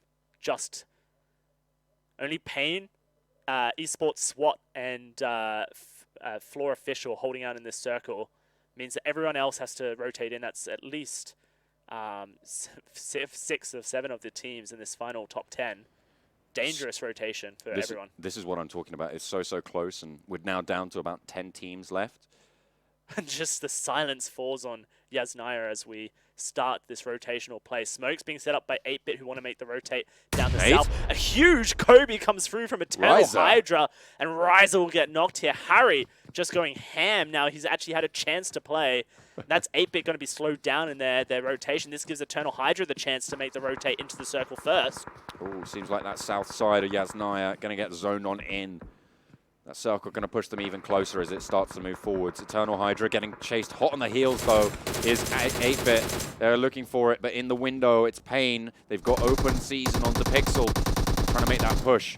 The Retribution may be coming out for Ryza, as he is trying to lob those nades in. Eternal Hydra looking to try and shut it down, though, as they do have one player knocked down. They're not going to be able to go back for him. He is just going to fall out into the rest of the fight. 9 teams now remaining. 29 players. Looking to try and get something done, but 8-bit make the push. These are strong for them, consistently done. Harry having a lot more power as well as the evil big fellas take a casualty, but Ash falls down. They trade 1 for 1 on that fight, but everybody is just piling in right now. 8-bit in a battle with Eternal Harry, who's just doing so much work. Some nades are flying across. It's dangerous, but it looks like Eternal Hydra have just eliminated 8-bit in 9th position here. They aren't going to be able to have too much more. The Eternal reign a little bit longer. I'm not too sure what happened to Godkill as well. He might just be still in it. They have 2 players, Joker and Godkill, on that backside. Eternal Hydra looking to try and zone them out, but the blue zone going to push them even closer. You can see Ruth trying to zone into this blue 2-story. As Joker just sat in a shack, trying to bide his time. Godkill on the flank, looking for maybe a little bit of a duel, but gets spotted out. Oh, no, it's Zombie to spot him. Godkill falls. Joker last man standing for Hydra. They confirm Godkill. In the meantime, learn from past, trying to take on the evil big fellas. Doing a lot of damage. There's 2 players up for them, and the rest of them as well are around. Evil big fellas take 2. Real good spray coming in. The shots are there. They know exactly where he is. Jempsy is looking to go for it, but they have to push out. The blue is there, and they make it work. M-Pro with a big play there. The M429 being picked up from the care package, and we said it could be influential in this city zone area. It was huge for learn from past. Oh, Joker. Joker, I think edge of circle in the shack. At least he thinks he is. Yeah, just edge of circle here. Is he not? He's taking damage. Oh He's yeah, getting ticked. he has to escape. He has to bug out, boy. go for the He's real going risky. to do straight into Eternal Hydra. That's Oh, them no. going to be eliminating Hydra here. In 7th position, Eternal Hydra take down the I guess the inferior Hydra, at least here in Yasnaya. See what can go through. You've got Insidious very, very close to everyone else, but learn from past taking shots. I think that's SWAT's first fight here. They've been so quiet at the northeast side of Yasnaya, but right now for SWAT, it's all about the placement. If they can get top placement in this game, they're going to skyrocket out of the red zone. And the last couple of kills that they can get here would be huge as well. Anko sitting in this apartment block all by himself, just holding the back end against Eternal Hydra, but now wants to rotate to the rest of his team, and wisely so, with the circle closing in just a second. They do need to move out, but that does give Eternal Hydra a safe rotation into the circle here. They have a nice spot. Pain, really the only team that is going to be trying to fight them off. Learn from pass, getting broadsided by Mazik, but they flick it on. Paradox, able to land the headshot. Beautifully done, beautifully orchestrated. The rotation still going strong, but they still have Smixy to contend with. They take down Mazik, they confirm that kill. Now 6 teams remain, 17 players on the map. And 3 of them are our red zone teams here. We have Floor Official staying alive. We have Pain as well as SWAT, who all need to get top placements in this last match. Paradox gets knocked here. So could be deadly for him. just Insidious just staying alive. One man standing, snaking it out in the middle of Yasnaya. Here comes Evoke with a nade. Just going to throw it straight over to SWAT. Original has to be careful with his current position. That nade's about to go off. But I think he's okay. Pain have such a strong position here. They have the high ground in absolute buckets right now. There's really very little that anyone can do to push onto their position. They're so safe there. Smixy looking to go for the trade. Will eliminate 762. And that's going to be Floor going out in 6th position. A nade hits onto Evoke, but he should be fine. There's plenty of people there. That was a pretty big nade coming through from Learn from a pass. They eliminate 2 by that shack there. We'll have to see if they go for the second one. Swag, does he have any more nades in pocket? Because that would be huge for them. Huge point jumps now coming in. Teams left Smixy 5 trouble on the board. Smixy needs to hear this footstep and set. he will. With the indicators that happen on PUBG Mobile, he knows exactly that Learn from passes behind him. Empro, who's kind of cocking a nade or drinking an energy drink, one of the two. Couldn't quite tell the animation there. Pain have a really strong position. Eternal Hydra looking to try and dismount them. That nade did actually land. Did get some decent damage on. Secondary coming out. Here it comes. Lobs over on the wall. This one doesn't quite make it out towards Smixy, but Smixy now can't. Oh, he's naded himself? Oh, dear. That's really disastrous for him. That's going to give him a little bit more power. You can see the VSS for Harry. Going to be a little bit more sneaky, of course, with the suppressor inbuilt. Really nice and strong, but he's going to look to confirm the kill. Confirms it. He's like, yeah, that's a free kill. Thanks, Emperor. Appreciate that one. Nice one. Get that one done. But still not going to be the team elimination. Not quite yet. Ethy, Eternal Hydra, still have a good position. Pain have a good position as well. SWAT have a lot of ground to cover, but they have a lot of strength. Smixy pushing onto M4, but will get taken down there. That's going to be Insidious, eliminated in 5th position. 4 teams remaining as Eternal Hydra, Pain, SWAT, and Learn from Pass. And Learn from Pass crossing over the main area, but Pain will take them out. Eternal Hydra, Pain eliminating Learn from Pass. SWAT trying to push on into the building here. Pain's building, they're underneath it. Eternal Hydra want to push in. It's going to be a 3-team push into the one building. It would be disastrous for Eternal Hydra, who would get pincered in that. And at the moment, you have to think that Pain have the advantage. They have the high ground in this apartment block. This zone is closing on them now. They are going to get pushed so close together. 3 floors, 3 teams, but 2 of them on that ground floor. Knock, knock, police, open up. It's SWAT. They want to move in. They want to try and take down Eternal Hydra and move up towards Pain. At this stage, Pain's position isn't as strong as it once was. They have to hold this stairs, which is exactly what Cold Blood is looking to do, but there are so many more rotations to come in, and with 7 seconds on this final zone. Yeah, new circle is going to get restricted, and it's going to force everyone out of this apartment block, I believe, or at least into the center of it. We might see a heal off here. I would not be surprised if we see a heal off. Look at that. The center of circle is literally on that corner outside. SWAT, probably the best positioned team for it. Pain will kind of have to jump down or go down the staircase right into Eternal Hydra. It's not a place they want to be. Eternal Hydra might be able to flank outside, but you can see at the moment Evoke looking for those jumps out the windows. Very, very smart coming out from him. So if he spots those teams go out early, he might just sacrifice himself for a little bit of pressure for his teammates. Smoke's going down. Molotovs as well to stop the rotation upstairs. Shots are being fired, and it's Eternal Hydra onto SWAT taking shots. Eternal Hydra get 2. They need 2 more to eliminate SWAT here. It's going to be Heyroof. No, that was the confirm. That wasn't a down. Oh, okay. 3 members of SWAT are remaining then. They're starting Three to of push Eternal out. Hydra. Pain, will they take the jump? Have they just Oh, spotted? they spotted him. They They have. absolutely have. Try and jump up, trying to get the headshot. They get it easy peasy. Pain's managed to get out. Oh, Huge into the flank back coming line, through from backstab. Copper, but he gets turned on. Eternal Hydra able to secure that one. And now Pain losing a member off the rotate here.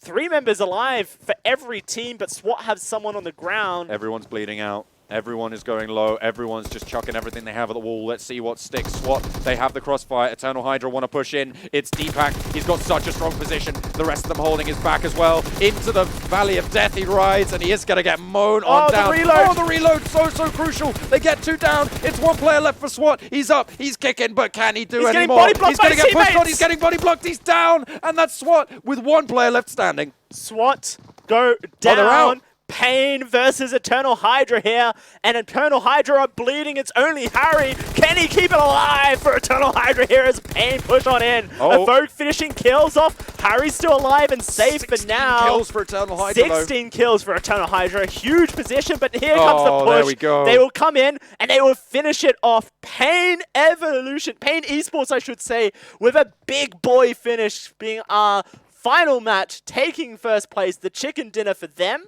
And it might just be enough points, John, to jump them up the scoreboard and exit that red zone. Absolute. What a way to finish the day, right? Absolutely incredible scenes here in Yasnaya. I love a city finish. I love how it plays around. So tactical, so close range. And it's where those weapon choices actually really come to bear. If you're playing with those DMRs, you are pretty much useless in this last stage. If in those buildings, there's no way that you're going to be able to use those effectively because people are just going to be running and gunning you down with the M4s, with those scars, with the AKs, with the micro Uzis, with the SMGs as well. Yeah. And you get 1, maybe 2 shots off before they just mow you down because you're so close range at that stage. So those weapon choices earlier on do come into play there. And we saw a lot of rifle play. It's such an entirely different form of playing because it's all about the double picks. It's all about 2 men teaming up on 1. If you get knocked, it's okay because your secondary player can trade the kill. And once you've traded that kill, if you have the advantage in that, then you can revive. Really interesting stuff, and I really like the way SWAT played it because we've said it quite a few times today. This whole tournament, the PUBG Mobile Club Open, it's all about placement, and that's exactly what SWAT did. They only got 1 kill overall, but they finished 3rd, which is going to really help their efforts of getting out of the red zone. So many great highlights here. This nade from Ted knocking down Riser. Just some of the nade play that we've seen from these PUBG Mobile teams have been absolutely phenomenal. They've really got it on the money. So scary when you see 4 men in a vehicle rolling up on you, and that was the way that, unfortunately for Floor Official, they lost one of their members. And this here was just, I think this is fundamental mistakes really coming through from Patel. Yeah, that is, as you say, just fundamentals. Needs to be a little bit stronger there. They can pick it up, though. They did okay, but of course, as we're seeing in these highlights brought to you by Vivo, the official smartphone of PUBG Mobile Club Open 2019, it was just so close combat on all of these fights. So close. And it's then that those fundamentals that come almost into got play. a double kill for Harry. Almost as much as just the... It's when those fundamentals come into play as well as the weaponry picks. Yeah, no, the weaponry picks were so important. A lot of LMGs actually coming up to play, the M429, the DP as well, being really influential in this endgame zone. But it was all about who could find the peaks, who had the apartment blocks in Yasnaya and were able to hold it. Eternal Hydra with up to 16 kills, I believe, at the end there, had a huge performance, but unfortunately for them, wasn't enough to pull them through. Pain Esports I think they might have placed first, though, in terms of the points. We'll have to wait and see. Yeah, for the that's actually tables. going to be really interesting to see how many points Pain got overall. But this final circle around the church, the apartment blocks, just proved to be so difficult. I really liked the way a lot of the players played it. They played it really calm and collected, and they actually survived for quite a long time. This is my favorite. This is my favorite style of PUBG. I have to say, I like the open finishes in those zones with all the smokes, but I have to say, urban combat, that's where I love to see. I love to see all of these buildings come into play, the cover, the less use of smokes to actually cover those rotates and more used in a tactical way. That's really, really interesting. You can see even there on this highlight, that blocking off of that little opening could have been super crucial, but instead moves a little bit too early. Eternal Hydra, though, they had such a strong showing throughout this whole thing. I think Pain actually got 3, 3, and 2 kills total, so I think they got around 9, potentially. I have to wait and see, but it definitely was Eternal Hydra coming up trumps here. Oh, for sure, absolutely. And I mean, that's exactly what Eternal Hydra need. They're a top team here in India. They're, as far as points are concerned, doing pretty well for themselves. So, you know, good stuff for them. Showcased that they were capable of really taking it to these bigger teams, and this was really unfortunate. Actually, that was Eternal Hydra body blocking their opponent there. So really clever play. Wow, look at that. They're on a draw. Yeah, a draw coming out. So you can see those kill points. The 16 for Eternal Hydra. Just bring them back up. Pain Esports with 8 points from kills alone was pretty strong. Learn from Pass with 8 as well. 9 for 8-Bit, who went out really early, actually, due to the great rotation coming through from Eternal Hydra.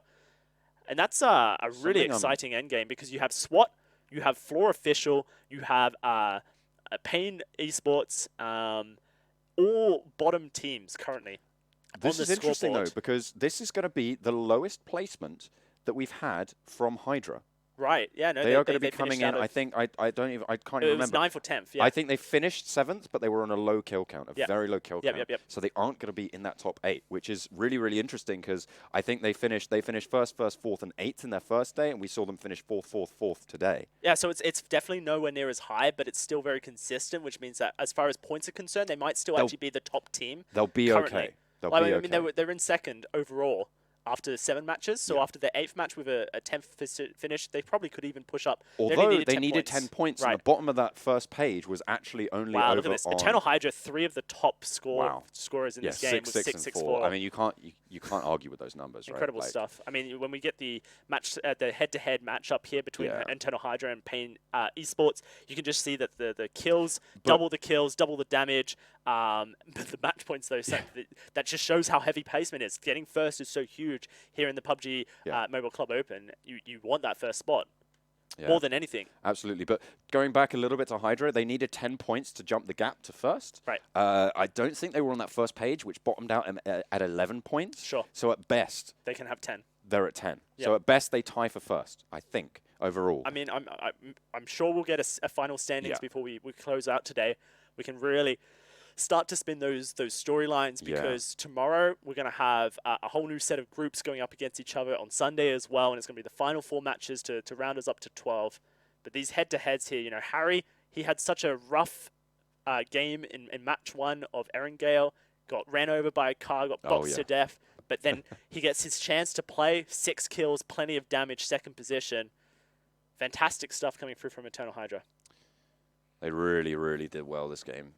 Unfortunately, they weren't able to clinch that first spot. That would have been just the cherry on the cake, wouldn't it? The cherry on the top.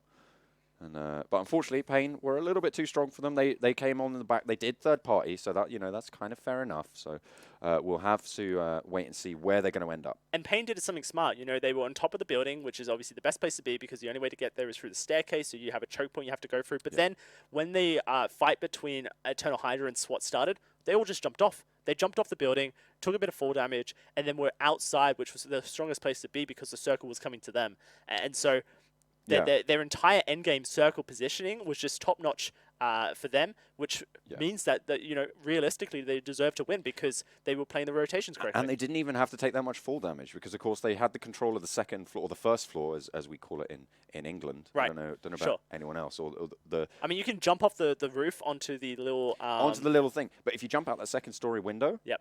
You're going to be absolutely fine, right? Like there's really very little that's going to be done to you there. So going in for that third party made absolute sense. They had all the windows, they had the control, they knew exactly where everyone was, and that was kind of it. But if you want to see a repeat of that end game, which was absolutely spectacular, you can head over to clubopen.pubgmobile.com where you can see all of the action again. Check out the standings, check out everything going on.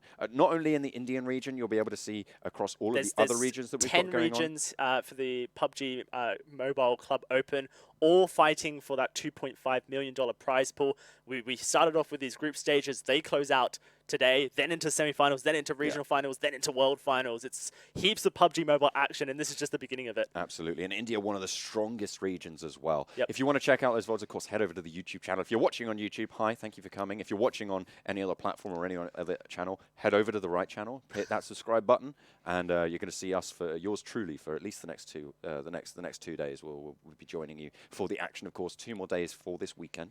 Should be pretty exciting. Brought to you, of course, by Vivo, the official title sponsor of PUBG Mobile Club Open 2019. And make sure you head over to the website so that you can find out the standings, because tomorrow when we kick it off at 8 p.m. Indian Standard Time, 4:30 Central European Standard Time for any of our European viewers. Nice memory. It's all about final positions. We're going to have Group B versus Group... So we're going to have Group... I can't remember exactly A which groups it versus is. Group D tomorrow, which is Okay. going to be really exciting because Group A has been struggling and Group D as well. So this is really the moment for all those teams to get the points they need to And get then out we're of that gonna red zone. B and C. And then on Sunday, it's going to be the 2 strongest groups, in my opinion, of the Indian region. Group B with Hydra, with Evil Big Fellas, with Team Insidious, going up against Group C with Team India, with Seoul, with Skull. There's so many big names. Wait, Soul are playing? Seoul playing on Soul Sunday. are playing on Sunday, guys. Make Yeah. sure you tune in. At 8 p.m. Indian Standard Time. So it's going to be really exciting stuff for you. Make sure you tune in on YouTube for that. But John, that ends today, match day 4 of the group stages. Only 2 more to go. Yeah, we've got 2 more, of course, tomorrow and Sunday. After that, it will be kicking into the semi-finals, which will be really, really exciting. We're going to get rid of 8 teams this weekend, so make sure you stay up to date with everything on our social media, on the YouTube, on the website as well. Head over to all of those good places. Of course, thank you to Vivo, the official smartphone of PUBG Mobile Club Open 2019. But for now, I've been John Allen. This has been Joshua Dousey Douse.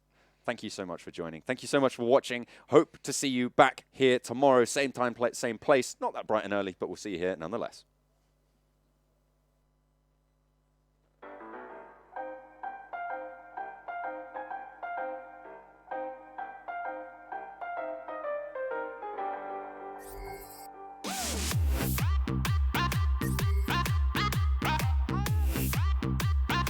I'm an albatross.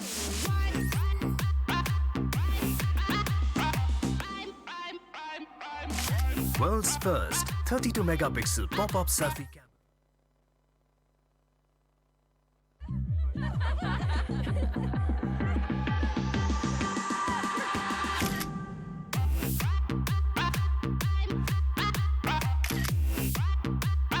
I'm an albatross.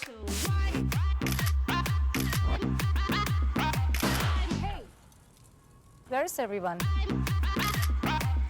Capture the night with triple rear camera, 48 million quad pixel sensor. Zombie, Darkest Night, the newest mode in the zombie universe, is here.